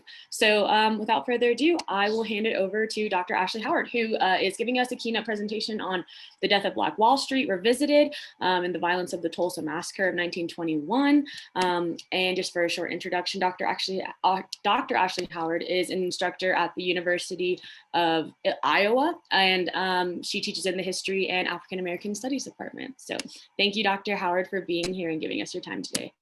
Thank you so much. I'm going to go ahead and share my screen. My poor class, who's so used to me suffering through this thing. Can you see it now? Can you see it now? But I believe you can. And let me also turn on my camera for you all so you can see my face. Well, hello. Hi, everybody. So good to see you. First of all, I would like to thank the University of Wyoming, the Black Studies Center, and Dr. Fredrick Douglass Dixon for this invitation to speak today on this very, very important topic. And you know, it's a giant topic, and many of you have been hearing about it all day. But it's really important to get it right because we know that history just isn't in the past, as we just heard Ms. Cooper talk. And so what I want us to think about is some of the larger implications and really what this means in the grand kind of scheme or duration or trajectory of American history. So I begin with the American dream, and this is one of my favorite images to use to teach because it really helps us think about whose American dream and how, it means different things for different people. So I'll give you a moment there. And if we were a smaller group, I'd probably quiz you a bit some. So you see, this is a very provocative image. It was taken during the Great Depression, and what we see is a relief line. So we have African Americans who are unable to make ends meet, they're food insecure, and so they're waiting in a relief line so that they can eat tonight.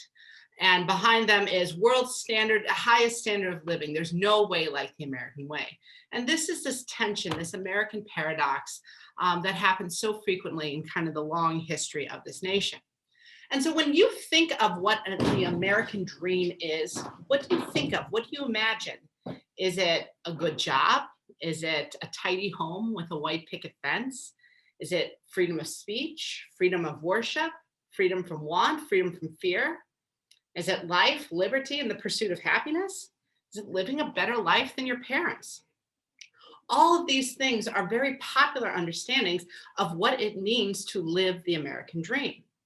And underneath each of those very specific ways of thinking about it, we see the core tenets of the American ethos: democracy, liberty, opportunity, and equality. And it's these ideas which have really influenced the perspectives of the citizens and aspiring citizens since this nation's founding. But truly, in the context of the United States, this actually may be the myth to end all myths. The notion of, quote, upward social mobility achieved through hard work in a society with few barriers, and a social order where each individual can, quote, attain their fullest stature of which they are innately capable, regardless of the fortuitous circumstances of birth or position. So this is what historian James Truslow Adam articulated as the American dream. And so if we look about this context, is particularly in the context of Greenwood, Tulsa, this has not just been a myth. For many Americans, it has been an out and out lie. This lie is intimately tied to our conceptions of who are the people when we say we the people. Is it undocumented workers? Is it trans men and trans women? People who are incarcerated? African Americans?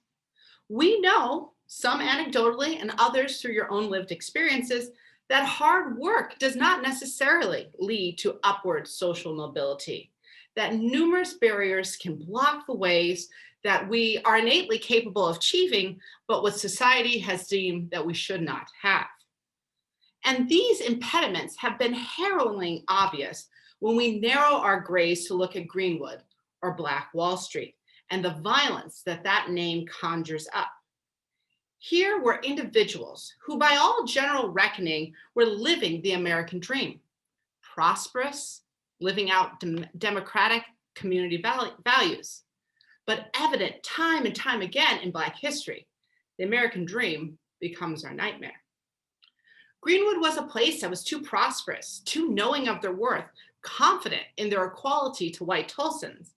And as a consequence, they needed to be reminded in heinous fashion of their rightful place in American society. So when I think about the American dream, from my perspective of a historian of the African American experience, I always go back to those last two freedom from that Franklin Delano Roosevelt spoke about: freedom from want and freedom from fear. Sadly, in the 4 centuries that African Americans have lived in what will become the United States, that want and fear predominate.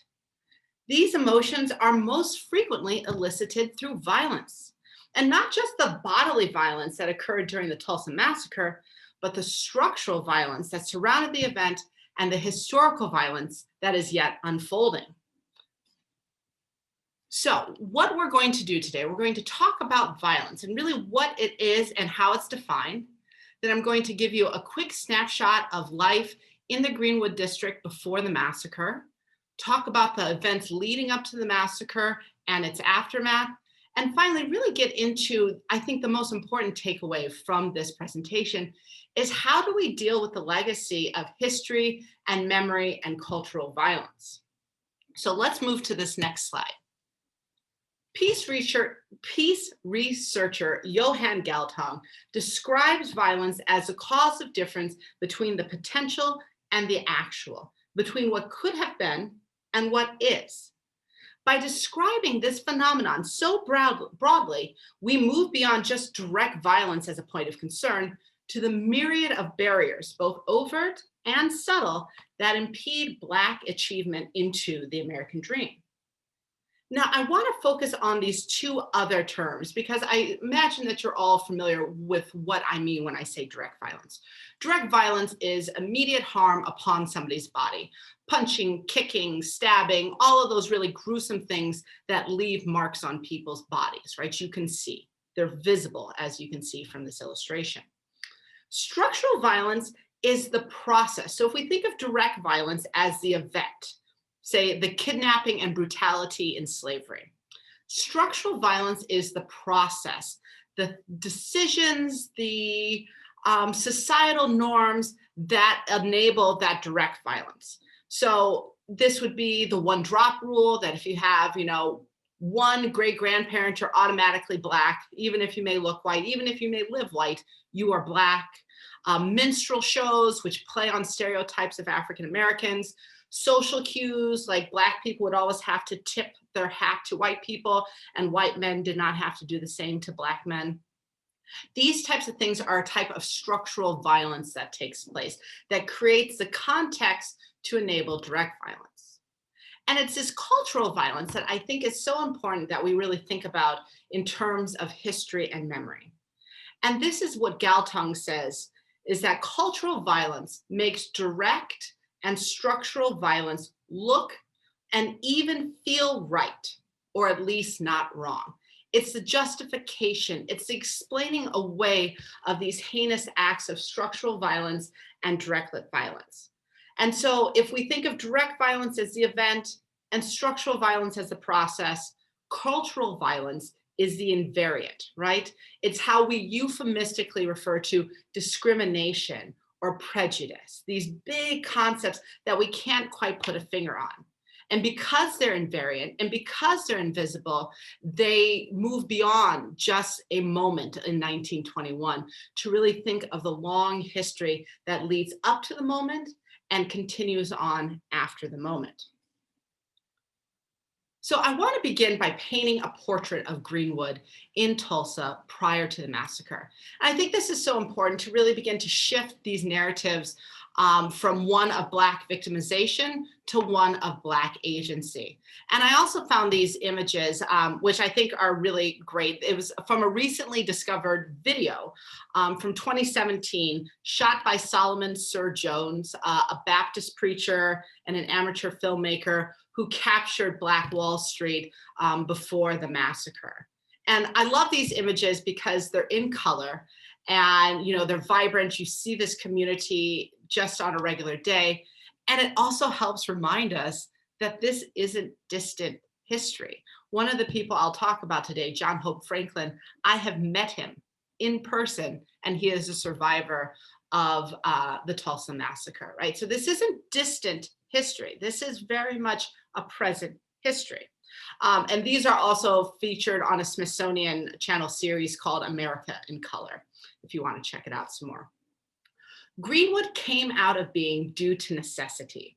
When Black people were forbidden by law to live or own businesses in the white city and were expected to be off of white city streets by sundown, they created their own community.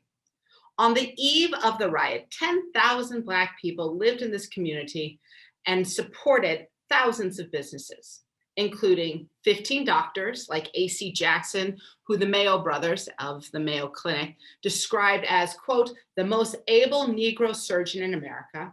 It supported 2 dentists, 1 chiropractor, 3 law offices.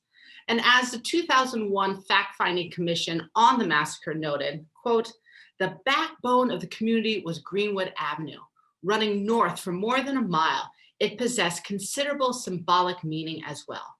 Unlike other streets and avenues in Tulsa, which crisscross both white and Black neighborhoods, Greenwood Avenue was essentially confined to the African American community. So it was Black people's street. If you were to walk along North Greenwood, first you would stroll by at 102, the 3-story Williams building, and then a few doors down, you would go to B.C. Franklin's law office. That's the father of the historian John Hope Franklin I was talking about.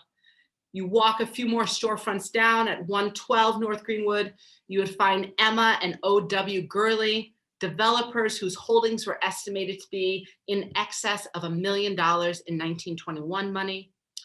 At 126 Greenwood, there was the Tulsa Star, led by A.J. Smitherman, who was a Black newspaper man. And there was a second Black newspaper there called the Oklahoma Sun in this community. Cross down 2 more streets, you would arrive at the Stratford Hotel with 65 rooms, which you see pictured on the picture on the right. You would pass grocery stores and meat markets and clothing stores and billiard halls, beauty parlors, barbershops, the Black branch of the library on Archer Street, a local business, and a YMCA. And you would also encounter other Black Tulsans, people you went to church with, people who your children might go to school with, who attended the same women's clubs or fraternal organizations that you did, who caught movies at the Dreamland Theater and ate at the same restaurants just like you. It was a vibrant community for Black people, by Black people, at a scale unsurpassed in similarly sized cities. At the time of the massacre, Greenwood encompassed a total of 35 square blocks. So this is massive. But as we know, this great promise of living the American dream will come to an end. And so what actually happened in the elevator before chaos ensued is lost to history, right? What actually went down. But what we know is that is the spark in what made the tinder box catch. But throughout this era, we see nationwide economic, racial, and gendered angst taking hold in the interwar era. And this manifested itself in other anti-Black violence throughout the country. East St. Louis in 1917, Chicago, Washington, Omaha in 1919, Kansas City, Knoxville, Longview, Texas, Rosewood, Florida, all followed, right? So this kind of vicious violence is taking place all across the United States. Closer to home, racial violence directed against Black Oklahomans also had a grim reality. Although before the territory became a state, there were instances of lynching taking place. This is kind of tying into this vigilante mindset or a frontier mentality. But after 1911, all of the state's lynchings, with the exception of one, were of Black victims. During the next decade, so 1910 to 1921, 23 Black Oklahomans were lynched by whites in more than a dozen different communities. It's also believed that at the height of the organizing in the 1920s in Oklahoma, the Ku Klux Klan could brag about over 100,000 members in the state. So back to this immediate moment. On Monday, May 30th, 1921, a teenage shoeshine by the name of Dick Rowland left his post to use the bathroom at the Drexel building, which was the only building in downtown White Tulsa that allowed Black people to use their facilities. Rowland rode up and back down the elevator with Sarah Page, a white elevator operator, and when the car reached the lobby, Page screamed and Rowland ran. Local Blacks said that they were romantically linked. Others said he tripped on the other uneven floor and accidentally ran into her. Yellow baiting journalists said he tried to assault her. What occurred doesn't matter because it set off this chaos, these actions that went from there. Rowland was arrested and taken to a cell at the Tulsa County Courthouse. Now, Black people are keen newspaper readers. They know what's happening. They've also had previous experiences within their own community of people being kidnapped out of the jail and taken and killed. On the evening of May 31st, a white mob showed up to the courthouse in search of Rowland. At about 9 p.m., sensing that an extra legal execution may take place, a group of about 25 Black men drove from Greenwood to the courthouse where the mob had gathered. Armed with rifles and shotguns, the men got out of the cars and marched to the courthouse step. There they announced to the authorities, right, that they were there to protect Rowland and to defend the jail. And unsurprisingly, the law enforcement said, get the heck out of here. The sight of armed Black men ready to defend not only one of their own racemen, but the building itself had worked the crowd into a lather. Many went home to get their guns, and another large group actually went to the National Guard Armory in an attempt to steal ammunition and weapons from the military. The Black community was anxiously aware of what is going on, and they were awaiting word of what was going to happen. Church groups and school activities let out early, and small groups of Black men began making brief trips downtown, their guns visible to passerby. This was part reconnaissance and also a very clear message to say that we are going to, by force of arms if necessary, prevent the lynching of Dick Rowland. In the midst of all of this activity, a second group of armed Black men, now numbering about 75, walked to the courthouse from their cars parked on 6th and Main in a single file line to the courthouse steps. Again, they offered to defend the jail. At this point, there are about 2,000 members of the white mob. And again, they were refused. As they left to go back to Greenwood, a white man walks up to a World War I Black vet trying to strip him of his pistol. In the scuffle that ensues, the gun inadvertently goes off, and with this volley, right, the gun going off, as everybody starts shooting and as many as a dozen are wounded and dead in this melee. Outnumbered by 20 to 1, the Black men race to their cars and retreat back to Greenwood. So the massacre. As a general rule, I try not to show images of dead people just because of the re-traumatizing effect. And I don't want to recreate that violence, but this is a snapshot of the burning that occurred. And to the right there, you see what Tulsa looks like, and again, how significant of a portion of the community Greenwood was at the time. Shortly after the fighting broke out at the courthouse, a large number of whites, many of whom only a little while earlier had been members of a would-be lynch mob, gathered outside of the police headquarters on 2nd Street. There, they were sworn in by police officers as a, quote, special deputies. So that means by being deputized, they had the full power of the state behind them, and the acts that they did were not read as violent or criminal, but justified force. Some of these 500 men and boys were provided with badges or ribbons indicating the new status. And a police officer told them to, quote, get a gun and get a N-word. Whites then began breaking into downtown sporting goods stores, pawn shops, and hardware stores, stealing or borrowing, as some would later claim, guns and ammunition. Dick Barden's store on 1st Street was particularly hard hit, as well as the J.S. McGee sporting goods shop at 22 West 2nd Street, even though it was located literally across the street from a police headquarters. The owner later testified that the Tulsa police officers helped dole out the guns that were taken from his store. At the beginning of this melee, Black Greenwood residents began to position themselves in the windows of Greenwood in order to snipe at the people who were trying to cross the tracks, the railroad tracks, which were the Black-white dividing line. However, that eventually fell through, and perhaps 10,000 whites surged across the tracks into the community. By 1 a.m., the white vigilantes began setting fire to businesses along Archer. The Tulsa Fire Department entry crew was forced away by gunpoint by the mob. And B.C. Franklin, the lawyer I told you about earlier, had written a document in the aftermath of this event saying, I could see planes circling in midair.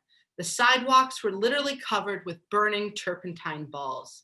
I knew all too well where they came from, and I knew all too well why every burning building first caught from the top.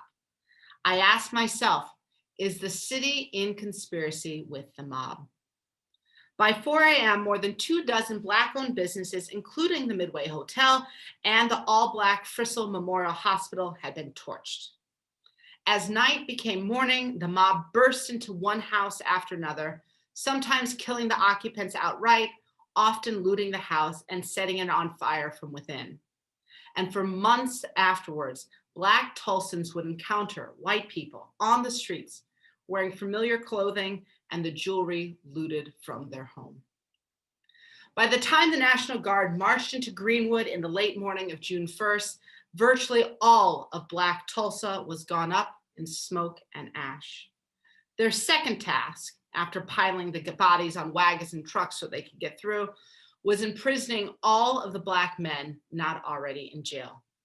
More than 6,000 people were held, some for as long as 8 days. Over 1,200 buildings were burned or looted or both. The toll of this massacre we will never know.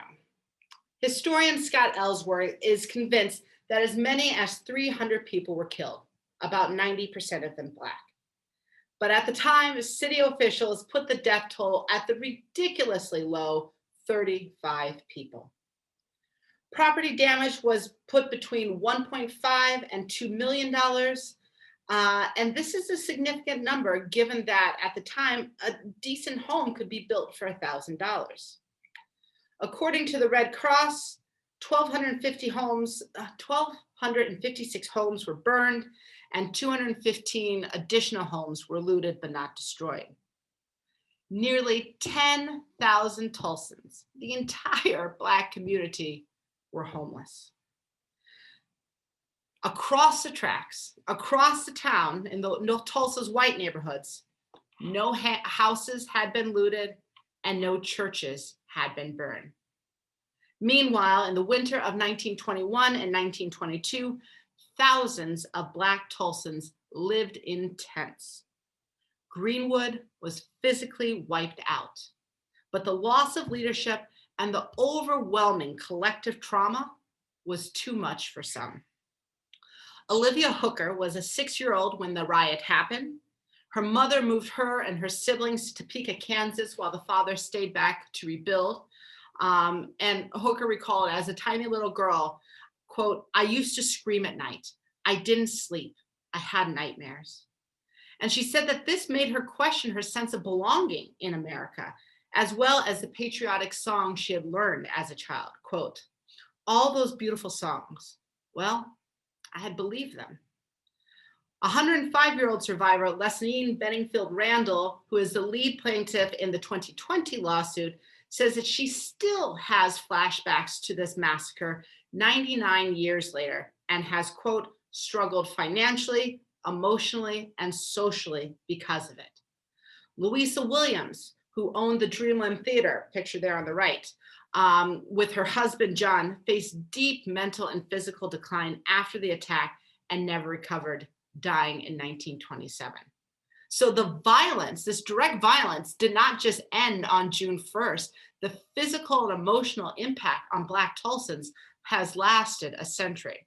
I forgot to note that this is a tent, and on the right-hand side, the man with his legs crossed at the knee, that is B.C. Franklin, the lawyer, and he's filing claims in his tent office in Greenwood.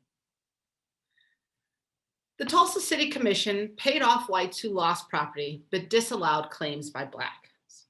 Tulsa residents filed riot-related claims against the city for $1.8 million, which would be approximately $25 million today. The Real Estate Commission estimated that the personal property loss at $75,000 occurred between June 4th and June 6th. And although his offices had been torched to the ground, B.C. Franklin set up his law offices in this tent to help African Americans with their legal cases. And the most significant one, and here we're beginning to transition out of direct violence into structural violence, was a city ordinance that was passed that said any newly constructed building in Tulsa must be completely fireproof, which would be an economic feat nearly impossible for a community that had just been devastated. Moreover, about the structural violence is the so-called grand jury that occurred afterwards, right? They were trying to figure out who did it and who to be held accountable. So this should seem like an official document. However, in the June 25th grand jury report, they wrote, quote, "There is no mob spirit among the whites, no talk of lynching, and no arms. They assembled as quietly as could be until the arrival of armed Negroes, which precipitated and was the direct cause of the entire affair." And with that, the city of Tulsa wiped their hands of any culpability in this grave, grave massacre. And it doesn't stop there. The memory of this event has really taken an interesting trajectory over the past 100 years. So whereas in the last section, I very clearly described moments of direct and structural violence as they took place during and in the immediate aftermath of the massacre, what we're going to think about is how cultural violence plays a part in the historical narratives that have been told. Now, as a reminder, cultural violence is the hidden, below the surface phenomenon that makes direct and structural violence look or even feel right, or at least not wrong, right? This is evidence of that in the grand jury, that Black people were the aggressor, and therefore what happened had to happen. In this last sentence of the grand jury report, we arrive at the long-lasting legacy of the riot, particularly the structural and cultural violence surrounding the incident that remains today. In the local newspapers, the On This Day blurb, where they would give, little snapshots of history, both in the 10th, 15th, and 30th anniversaries of the Tulsa race riot, there is not a mention of the event. By the 50th anniversary, so 1971, these stories were still being squashed. Retired Brigadier General and amateur historian Ed Wheeler wrote an article called "Profile of a Race Riot." There you see it. He wrote it for the Tulsa Chamber of Commerce, and they refused to print it in their magazine. So did several other mainstream presses. Wheeler finally published it in a Black-run magazine, but noted in the 1990s, "I didn't think about this back then." I'm quoting him. "I didn't think about this back then, but the men who controlled the Chamber of Commerce were in their 70s in 1971, which means that they were in their 20s during the riot," end quote. Wheeler, a white man, received threatening phone calls, street harassment, and a warning scrawled on the windshield of his car, "Best look under your hood from now on." Black Tulsans who told him their stories agreed to meet with him only at night in their churches with their ministers. Furthermore, key stories have gone missing and editorial pages, ripped from the bound copies and omitted from the microfilm. So certain pieces of evidence, primary documents from this story are missing.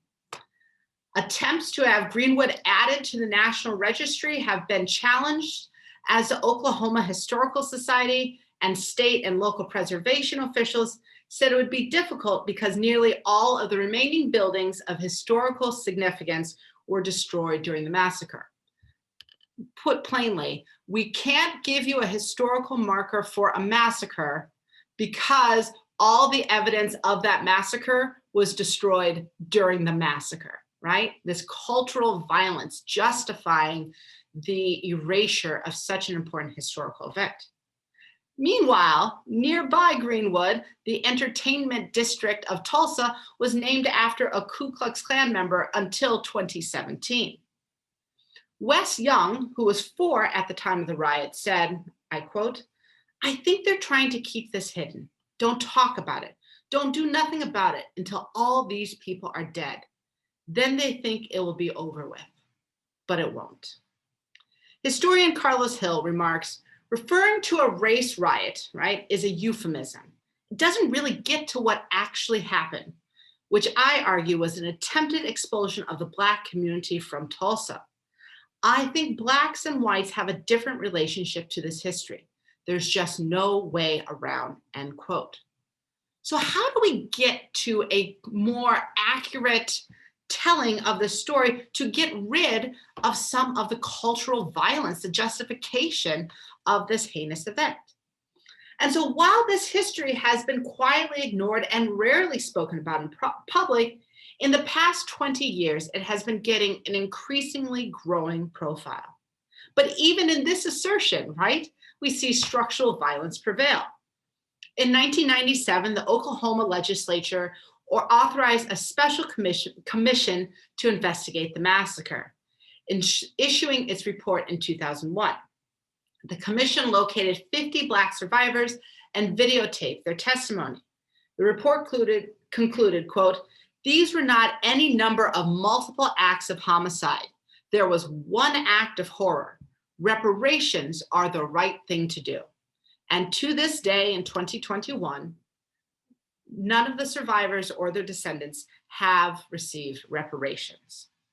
In a 2003 federal lawsuit filed against the state of Oklahoma, the city of Tulsa and the Tulsa Police Department, on behalf of Blacks living in Greenwood at the time, they could not file their claim because the courts had decided that the statute of limitations had run out on murder. In 2007, Tulsa County District Attorney Tim Harris formally dismissed the original indictment against all alleged massacre participants. But there's also moments of hope, right? In 2017, the Tulsa Race Riot Centennial Commission, right, which you see here, renamed itself Massacre, not Riot, have begun to teach teachers on why the idea of massacre is more important here than riot. And it has become a mandatory part of all Tulsa public school education.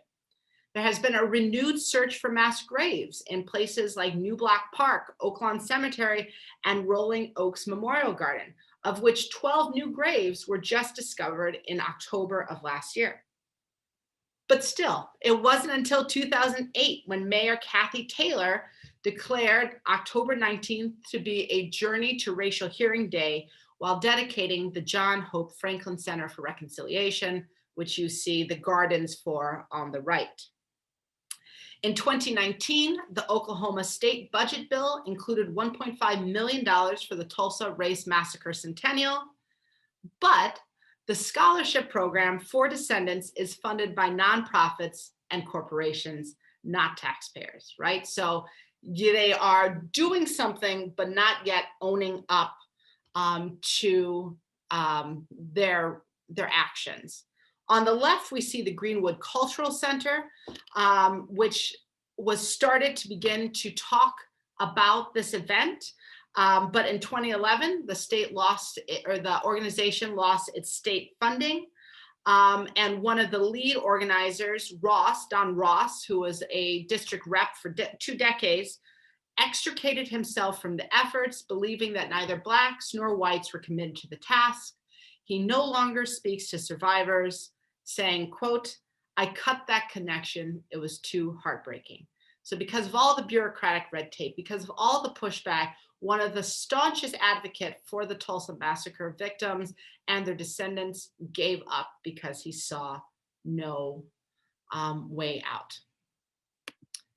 And it's a problem when we just freeze Black Tulsa in 1921 and not think about the long legacy of this cultural violence in the present day. So here you see Reverend Robert Turner of the historic Vernon African Methodist Episcopal Church, which was damaged in the 1921, leading a reconciliatory pilgrimage and asking for reparations now. Today, Greenwood Business District consists of a single 1-block stretch of historic structures that were saved from the wrecking balls of urban renewal. As New York Times Brett Staples, writer, editorialized, quote, "This museum block is surrounded by expanses of empty space, the exposed foundations of long gone houses and ghostly driveways that start at the curb and disappear into the grass." The area in some ways has experienced a renaissance on account of the Tulsa Arts District and the Blue Dome District, which flourishes with upscale restaurants and entertainment venues, but Greenwood still has not regained its prominence. Interstate 422 bifurcated the community, as we've seen in so many urban places throughout America. And a $39.2 million minor league ballpark was built in the area. And as Michelle Brown of the Greenwood Cultural Center said, what we were told years ago is that the ballpark would bring jobs. However, when you got to that ballpark, you rarely see a lot of African Americans working there, and definitely not in administration positions. It did not bring jobs to our community, and it has not had a huge impact economically. Black Tulsans are still twice as likely as their white neighbors to be unemployed, and Black families have a median income of only 50% of white Tulsan families. There has also been a number of unarmed Black men, such as Terrence Crutcher, killed by police, whose twin sister Tiffany Crutcher spoke about. Quote, the same culture, emphasis my own, the same culture that burned down Black Wall Street is the same culture that killed my brother, that killed Eric Harris, that killed Jeremy Lake right here in this city. Truth-telling about the culture of violence that has taken place before, during, and in this century since the massacre is a crucial step. But we have to ask ourselves, who are the storytellers? It's not just that the story gets told, but who is doing the telling and for what purposes? The television show Lovecraft, and most famously, the opening scene of the Watchmen series on HBO, open with the Tulsa Massacre. Specifically, the story of the boy running for his life has several elements that overlap with real-life survivor Will D. Williams, known as Dado to his grandchildren. As Jan Christopher, Dado's granddaughter, remarked, the showrunners were interested in telling, quote, their story in our place, not our story in our place. On September 1st last year, a group of massacre descendants sued the city of Tulsa, seeking reparations for the 1921 attack and the mass divestment from the Black community that followed. The claim, however, is different because not only does it center the city's negligence in protecting Black life and property, the suit also alleges that the city is prohibited by leveraging Greenwood's history for tourism without sharing this revenue with the people whose lives were destroyed, right? So Black Wall Street, Greenwood, has become a tourist attraction. The city is profiting off of it. However, the people who suffered, who lost their lives, who lost their livelihoods, have not seen a dime of this money. The descendants are requesting a court injunction that would prevent the city from using massacre victims' likenesses without paying the descendants or placing money in a group compensation fund. However, there are some really interesting projects that are actually centering the Black experience in the telling of this history. So we see murals like the one here. People are writing poetry, performing plays, all reframing this history, not solely of Black suffering, but also of Black agency. Alicia Odewale and Parker Van Valkenburg, both Tulsa natives, have created a database called the 1921 through 2021 Tulsa Race Massacre Archaeological Project. There's a Tulsa syllabus with relevant scholarly materials. And Stevie Dr. View Johnson, a PhD in adult and higher education and hip hop artist, has created the Fire in Little Africa album and documentary dropping this month, which uses local hip artists' testimonies with seed money from the Guthrie and Bob Dylan Center located in Tulsa. These tools help to counter the erasure and seek to eradicate the cultural violence that still lingers 100 years later. Oop. So in conclusion, as the New York Times journalist Charles Blow wrote in a 2018 opinion piece, quote, American history is full of stories of Black people doing precisely what America says it wants of its citizens, being creative, enterprising, and industrious, being self-respecting and self-sufficient, only to have white people destroy what they've built, impeded their progress, and erase their wealth. And those are not far off stories. Those are also the stories of the living. And thus, it's not too late to make it right. Activists in the community are still calling for reparations, for restitution, for compensation, for rehabilitation, for satisfaction, meaning truth-telling about the story, and most importantly, excuse me, and most importantly, guarantees of non-repetition to make sure that something like this can never happen again. Until we as a society can acknowledge that violence in the Black community takes form as direct, structural, and cultural, and actively work to dismantle those narratives, the American dream will continue to be a myth at best, but for many, a living nightmare. Thank you, everyone. And I'll just put this up here. This is a list of resources, which I think are really great. They helped me write this lecture, but this one with a hyperlink is very cool because it's graphic novel style, it's serialized, and it's done in conjunction with HBO with The Atlantic. So again, thank you everybody for your time. Thank you so much, Dr. Howard. That was an absolutely amazing presentation and thoroughly enjoyable, as much as this, dramatic history can be enjoyed. So before we go back to the student presentations Q&A, does anyone have any questions for Dr. Howard? And if you want to type it in the chat box, you're more than welcome, or if you just want to unmute yourself, whichever works best. I think there's already a question in the chat, Kimberly. I did see the comment from Martin about reparations, and unless you're talking about something else, Dr. Adel, I didn't see.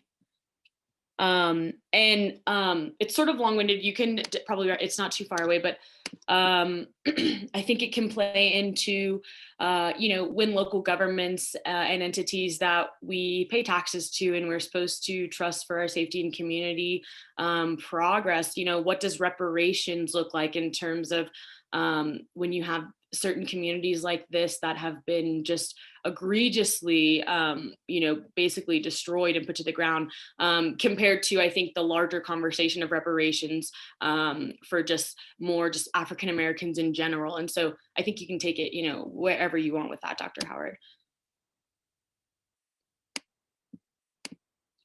The question of reparations is so difficult because it's so loaded, because we haven't had this moment of truth telling, right? We haven't fessed up to our roles and what it matters and how it happened. So I really think that's the first step. And we've been seeing a lot of that happen with the Equal Justice Initiative and mostly in the South, like the former Confederacy. I think they've been more self-reflective, as strange as that is, about their history, that other places that have experienced racial violence has not, because it challenges their kind of perceptions of self. So I think some good models at the institutional level have been through universities. So Georgetown, Clemson, really doing this fact finding and then thinking about what it means to have it done. I recently read Isabel Wilkerson's new book on caste. And in it, she has an analogy that I think is really, really useful to think about reparations. And that is, when you buy a house, you may not have put on a crappy roof, but it's still your responsibility to fix it, right? Because if you don't fix that roof, your house is going to fall apart. And I think that is really what to think about with reparations is to have an honest accounting of what has happened and thinking about what that means. So the Black Radical Congress has put out some ideas of what reparation looks like in the 90s. AfriCobra has done the same with the Caribbean countries. So these are all ways to begin to start. It's a massive undertaking. And as I often tell my students, these systems, these violences were not created overnight, and therefore we cannot think to dismantle them overnight, but that doesn't mean that we shouldn't start trying now. Thank you for that question. Yeah, thank you for that answer. Next one is from Alyssa. It seems I found the Galtung triangle of violence really interesting. Where does linguistic violence fit into it? That's a great question. So Galtung has this, and for any of my students who are still on the thread or in class, you might want to talk about this more than me. But Galtung has a whole kind of subtypology under cultural violence about language and art and all of these things. So linguistic violence is very much a part of that cultural violence, and so it's not just what is said, but what is also unsaid. So we've been talking about like misgendering people as that kind of form of linguistic violence, because you're saying, I don't need to acknowledge who you are and your presentation. So it's both what is said and what is unsaid is how that fits into it. So that's particularly a form of cultural violence. Great question. And Galtung's the man. He's like my favorite person. Awesome. Do we have any other questions for Dr. Howard before we jump back into the student presentations? Cool. Going once, going twice. Awesome. Thank you again, Dr. Howard. I just absolutely floored by just another amazing presentation. I feel like I've heard you speak a lot this year so far, and every time it's just blows me away. And so I am extremely thankful to be able to have heard it again.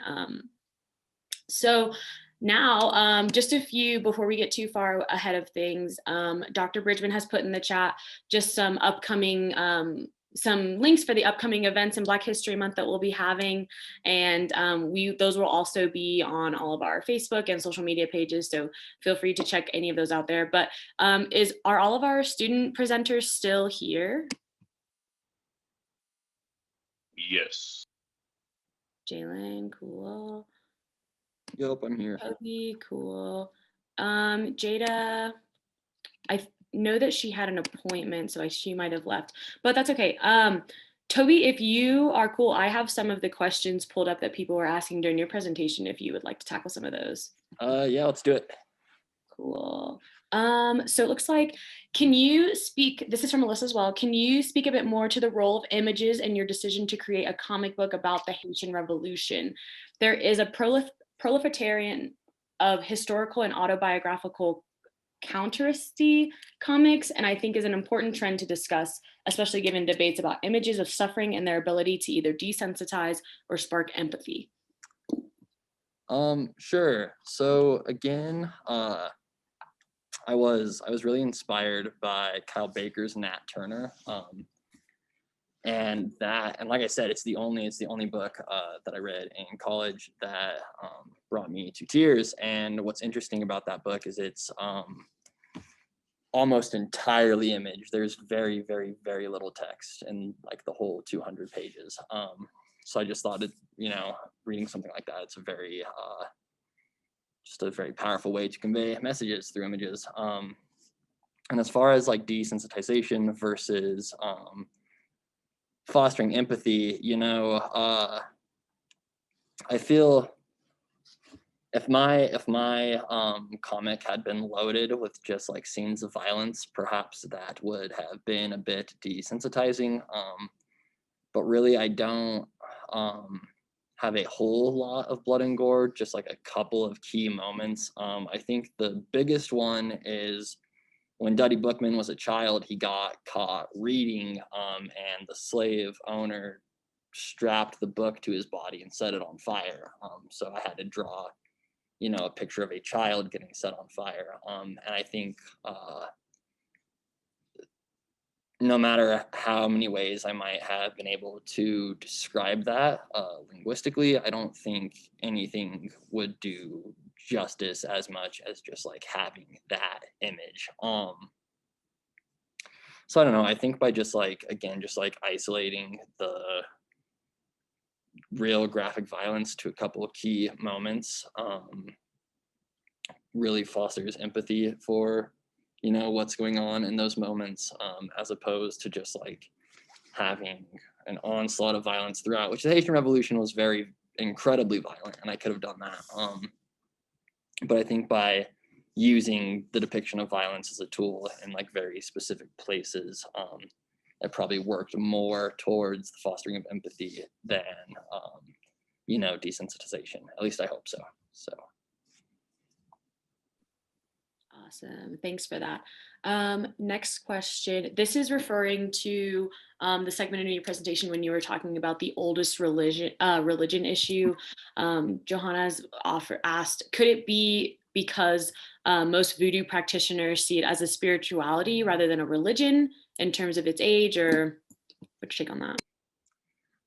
I think I personally really do think it boils down to a whitewashing more than what the practitioners believe, because you'll hear like a similar sort of sentiment with Hinduism, like, oh, it's not a religion, it's a way of life. But they still have like a pantheon of gods. Like Hinduism has thousands of gods, and Vodun has the Loa, and then like the supreme divine energy Bonje. So I think just like in the classic sense, it can be like classified as a religion, even if, you know, practitioners classify it as spirituality, and that's more accurate. Just when you're like trying to research these things, you'll come across that sort of whitewashing. I hope that answers the question. I think you did that super well. Does anyone else have any questions regarding Toby's presentation and his comic about the Haitian Revolution? Awesome. And like I said, I think Jaida had to go to another appointment. So if you have any questions for her, feel free to find Dr. Dixon's email or my email or her email, and I'm sure she would be more than happy to answer those. So now on to Jaylen's presentation. Let's see. Okay. I don't see any direct questions in the chat about Jaylen's presentation. There is one comment about can you maybe, Jaylen, speak towards if you've done any research about where the idea came to kneel from for Colin Kaepernick.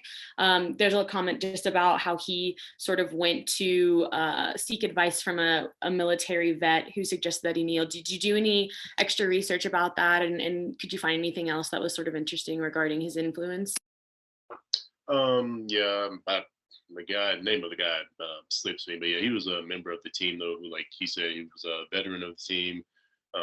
He both played and they also served in the military, and also, as you mentioned, Kaepernick originally he was sent on the bench. I believe it was for the first 2 weeks of the season, and then after that, that's when he started to take the kneel because the veteran had said he did think it was disrespectful to sit down, but he thought that kneeling would be a much better thing because kneeling in a lot of places, especially outside the United States, is a symbol of respect. People kneeling, so that's why he ended up doing that. And I think Alyssa had a question in the chat. Sorry, I just lost it. It's okay. Yeah, she had. So yeah. Oh, sorry. Did you? I pulled it. I found it. If you want me to read it for you, or if you can.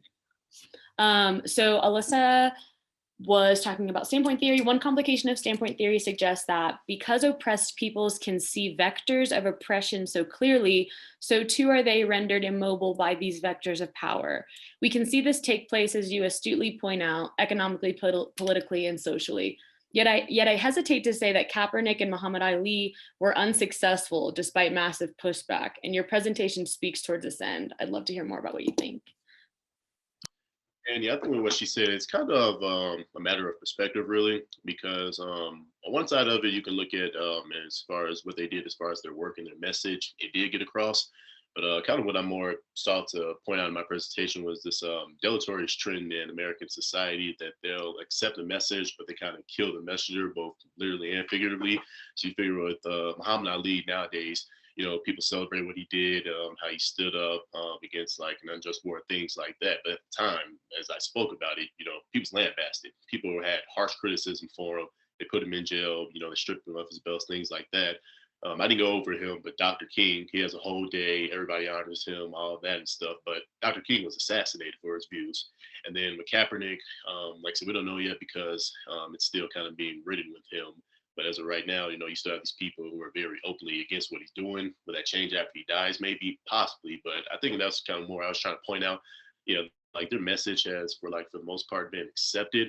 But it's always this thing though, where it's not until a lot of times after they die with these individuals that they start to accept that message. And instead, while they're still here, they always try to kind of turn away from it or really rebuke it in a sense. Oh, that makes total sense. And what does it take for a community like what Muhammad Ali and Kaepernick are standing up against to truly like accept a message, right, in a positive sense? Like, what does that look like in terms of reparations or just racial consciousness or anything like that? A question from Rachel: what's your take on the NFL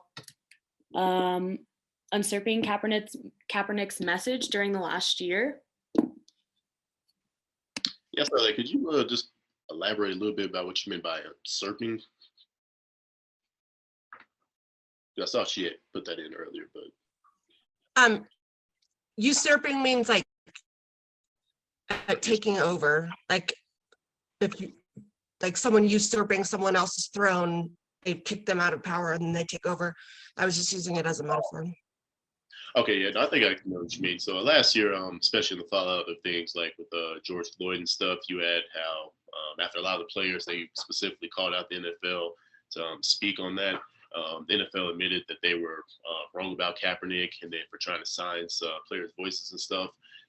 Except the thing is, though, even with doing that, they still never actually gave Kaepernick a full opportunity on that. And then they also didn't name him specifically. Like I said, they just said they were wrong for trying to silence players' voices. So I'm guessing that's what you mean pretty much. So they tried to kind of seem like they made up for as far as what they did and everything, and then pretend like they're on that side. But then in reality, you still have a lot of these problems occurring, and then ownership still have these issues, kind of like Jerry Jones' comments shortly after that about trying to find a different way to protest than kneeling for the national anthem. And it kind of comes back down to the whole point about they're so focused on that instead of the actual message behind it.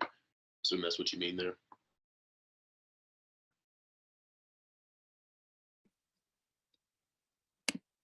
Sounds good. The last question I see in the chat is, Jaylen, what is your response to those who say Black people shouldn't use their platforms and should only be quiet and play their respective games?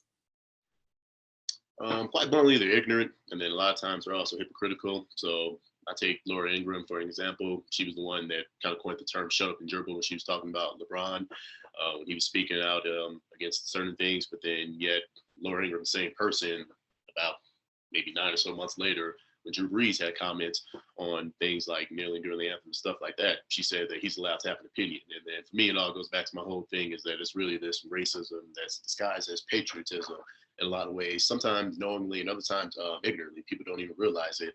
And like I said in my presentation, I think it's important for people to use their platforms, not just athletes, but all types of individuals. But athletes, they have such a strong presence though, because being in front of so many people, being such strong influence to kids and stuff like that.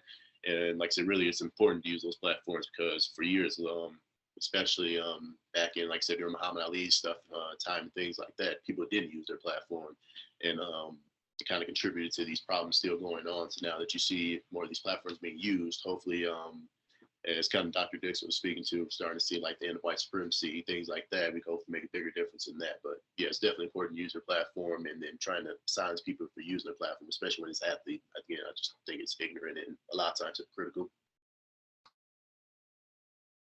Perfect. And then May I ask a question, Timberly? Of course.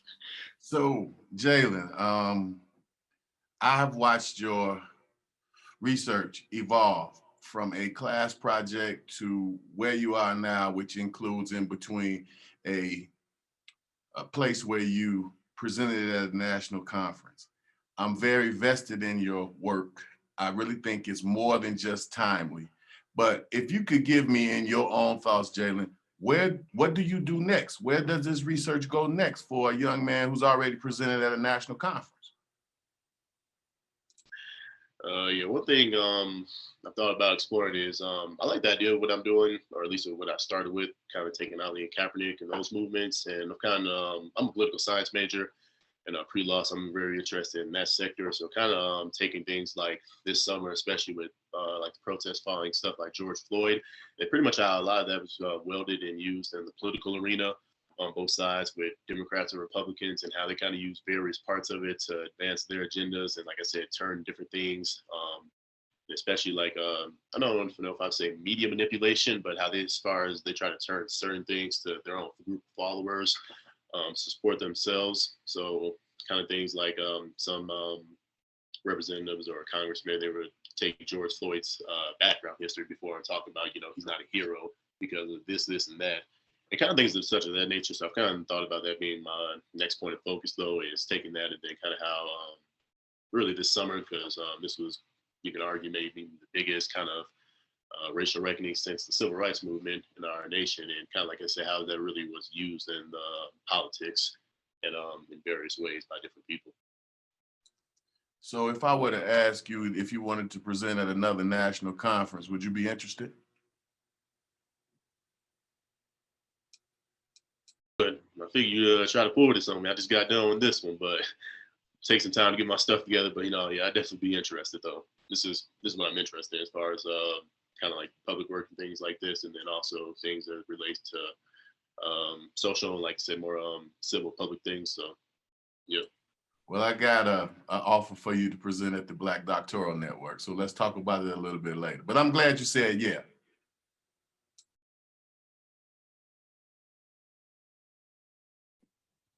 And last question, I think, Jaylen, and I think you sort of hinted at it when talking to Dr. Dixon. How do you think today's BLM movements differ from the civil rights movement in the past?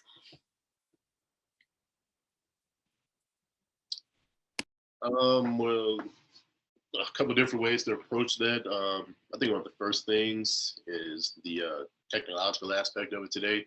Obviously, we're living in a much different time than we did then. So having that to kind of connect people and then also show these different events that you can actually see now, I think changes things. So obviously a lot of the same stuff is happening, but actually being able to, like I said, put that on video, seeing that and share it so easily, and changes stuff. A lot of times now you see different things as far as accountability goes. So people call it council culture, call it what you want, but as far as holding people accountable for things that they're saying and doing now. And with Black Lives Matter, Black Lives Matter is more kind of specifically, well, it started originally for with police shootings, things like Trayvon Martin and stuff like that. But I think the difference of it, there's a lot of similarities between it. But like I said, probably the main thing is, like I said, just with modern times, with technology and things of that nature, and then also with the civil rights movement, they were fighting for, basic rights such as things like to be able to vote, things of that nature. Now that we actually have that, I think you're starting to see that it come lots more to fruition, that people are realizing that their voice actually does matter. And then when they come together and they use that, it's actually very strong, very effective. And I think kind of in this election cycle, you had, record turnout from minority communities, from African Americans, things like that. And you saw these dramatic shifts of power and change and stuff like that. So I think that's starting to be more realized, and then people are turning a lot more to the political side of things. So not just posting these videos online and complaining about it here, but then actually making your voice heard in concrete ways, which one is the vote, and then other natures of that, lobbying, things of kind of that relate to that. So. Awesome. Thank you so much for that. And thank you, Toby, as well. Are there any other questions for any of our student presentations before we get to our closing remarks? I have a question for Jaylen. Why do you think NBA players were able to use their platform more successfully, I guess, without being fired or fined, as opposed to the NFL? Yeah, so there's a couple different reasons. One is just in the general structure of the NBA. Players have more individual power as far as dictating their futures and kind of like their standards versus NFL players. Things like guaranteed contracts and stuff like that in nature, they also have more rights. I'm a harsh critic of the NFL's players union. I hate them because they put themselves in subservient positions so much. Whereas the NBA is a lot better with that. And in turns, like I said, the players, they have more power, and then the owners can't kind of just push them to the side or sweep them away the way they want to. And then also a big part of that is kind of just the visibility of them in general. NBA players, they tend to be kind of, more known in public society, things of that nature, and that in turn gives them more power off the field as well, or off the court rather, versus the NFL, kind of like literally you don't even see their faces because they have helmets on and stuff like that. So as far as on the field, they don't have, like I said, that same recognition, that same brand and power off of it. And also as far as having like a real key figure. So somebody like LeBron James, who kind of supersedes a lot of athletes of this time, and kind of stands above them, kind of leading that charge. and he has so much power in the league. There's really not a figure like that in the NFL, especially not one, for the movement. Colin Kaepernick, like I say, he was a good player and all, but he's not LeBron. So having things of that nature, and just NBA just really being more of a progressive league in general, ownership kind of accepting these player clauses and, realizing they really need to work with them and be a part of this. Whereas NFL is still very, very resistant to it and moving slow along, even though they shouldn't argue that this kind of started in the NFL.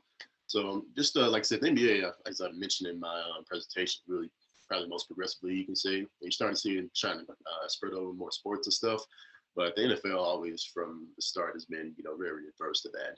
And then you can even see it, like I said, in the fan bases, things of that nature. So it's starting to improve, which is good to see, but they definitely still have a long way to go, though.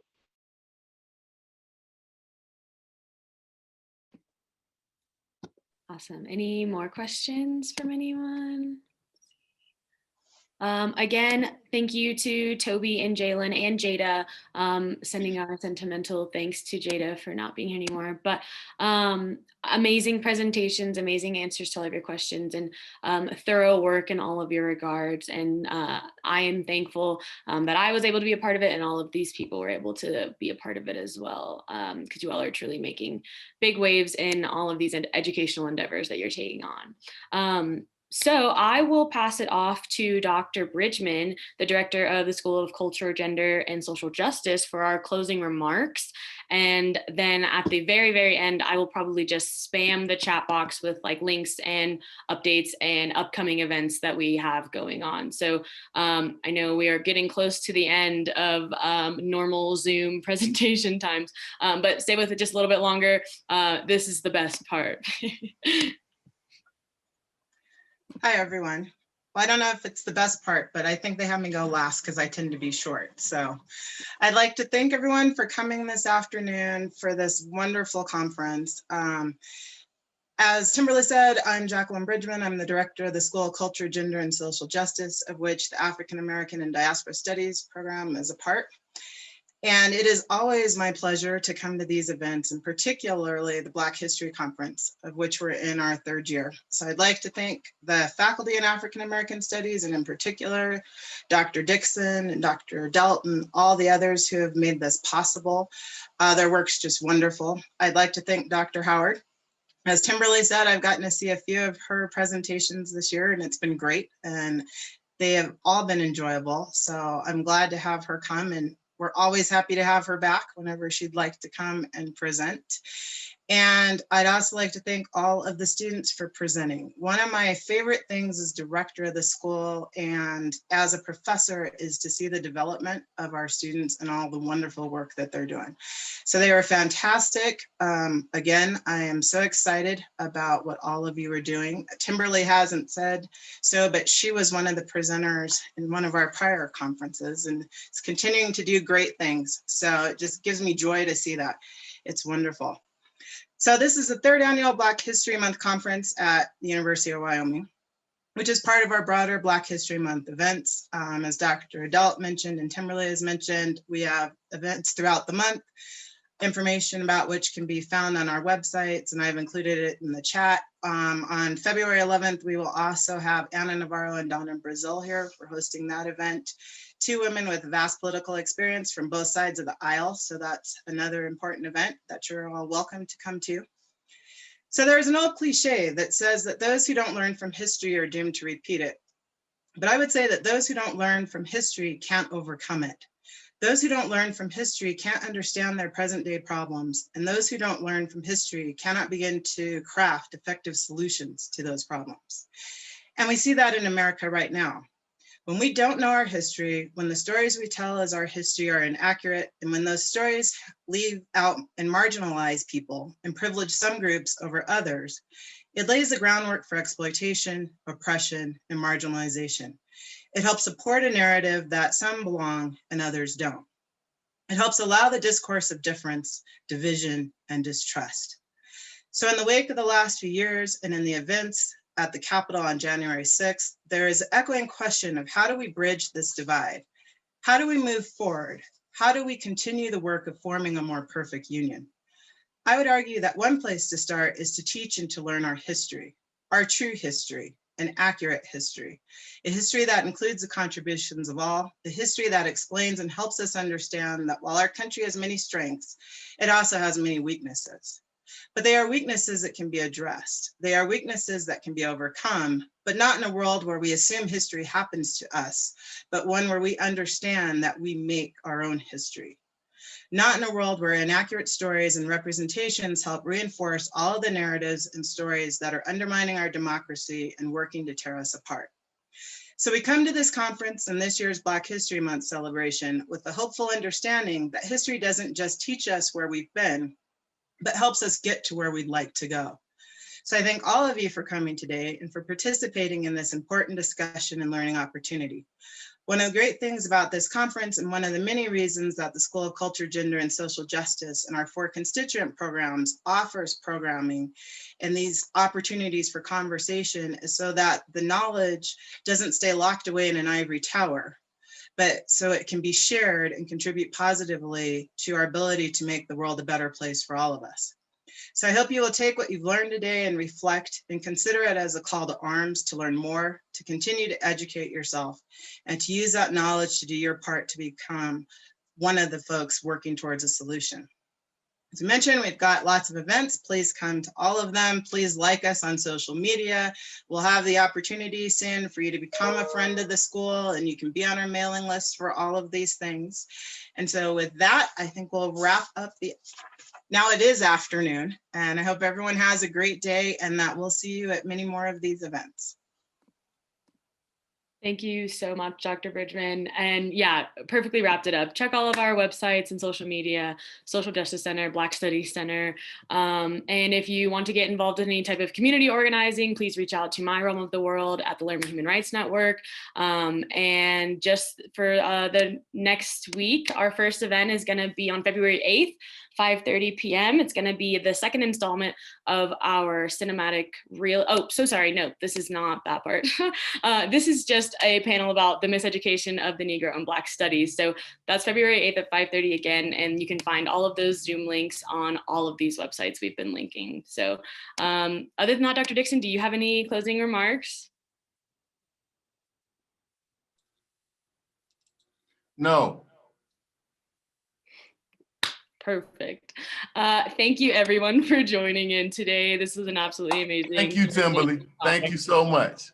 Wonderful. Thank you, Dr. Dixon. And we will see you all on the 8th, hopefully. Hey, Timberly, can I share a QR code real quick for the SOAR program?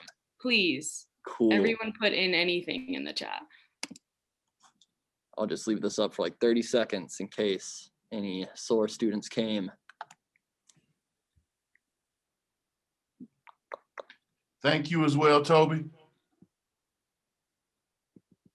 Thank you for having me. I'm so happy to help and present. Another job well done, good people.